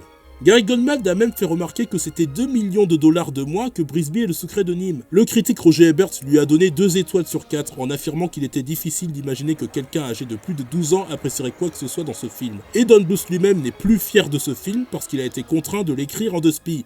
Il est à 38% sur Rotten Tomatoes, sa moyenne sur Sens Critique c'est 6,1, ce qui est plus bas que Rocorico, et 3,4 sur Allociné. Ah ouais, alors je suppose que c'est ce genre de film qui a été un échec commercial, mais qui au fil des années est devenu culte. Non, pas particulièrement. Évidemment, le film a ses fans, mais c'est principalement des personnes nostalgiques qui ont grandi avec. Et la plupart des commentaires dithyrambiques que j'ai pu lire sur le film se résument à « c'est toute mon enfance » ou bien « je regardais ça avec ma cousine ». Mais c'est jamais arrivé que je tombe sur un adulte de 35 ans qui découvre le film pour la toute première fois et qui est en mode « oh franchement c'était génial, j'ai adoré, c'est vraiment un bijou d'animation ». Le film n'est jamais parodié, ni référencé dans la culture populaire, il sera limité à des évocations dans quelques vidéos de WatchMojo et sera sujet à des reviews, comme celle que vous êtes en train de regarder.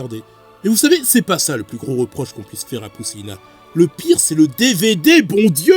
Y a que le film. Y a même pas de sélection de langue, pas de bande-annonce, pas de menu, pas de bonus. T'as juste le film qui commence directement quand tu lances le DVD, et quand il est terminé, il recommence. Par contre, pour Anastasia, évidemment, ils ont fait plus d'efforts vu que c'est un blockbuster qui ressemble à du Disney. Ils ont mis les petits plats dans les grands. Ils ont fait une belle édition collector avec plein de bonus, qui sont tous en anglais, du moins dans l'édition que j'ai, mais ils ont quand même évité de faire le minimum syndical. Et comme d'habitude, on a un résumé mensonger sur le dos de la jaquette. Don Bluth adapte le célèbre conte Poussette de Hans Christian Andersen et crée un conte enchanteur et féerique. Ouais, une jeune femme qui subit du harcèlement de rue à Paris et qui visite un appart dont les murs exposent des cadavres d'insectes, c'est pas vraiment ce que j'appelle de l'enchanteur et du féerique. Bon, si vous aimez le film, tant mieux pour vous.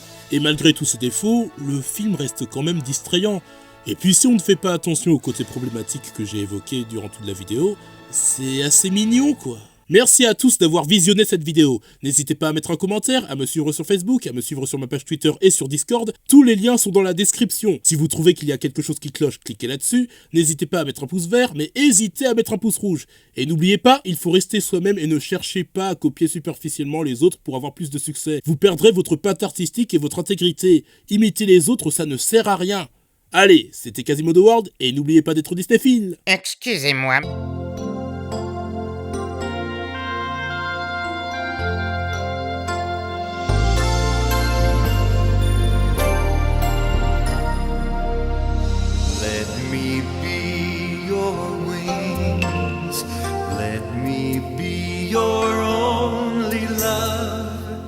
Let me take you far beyond the stars.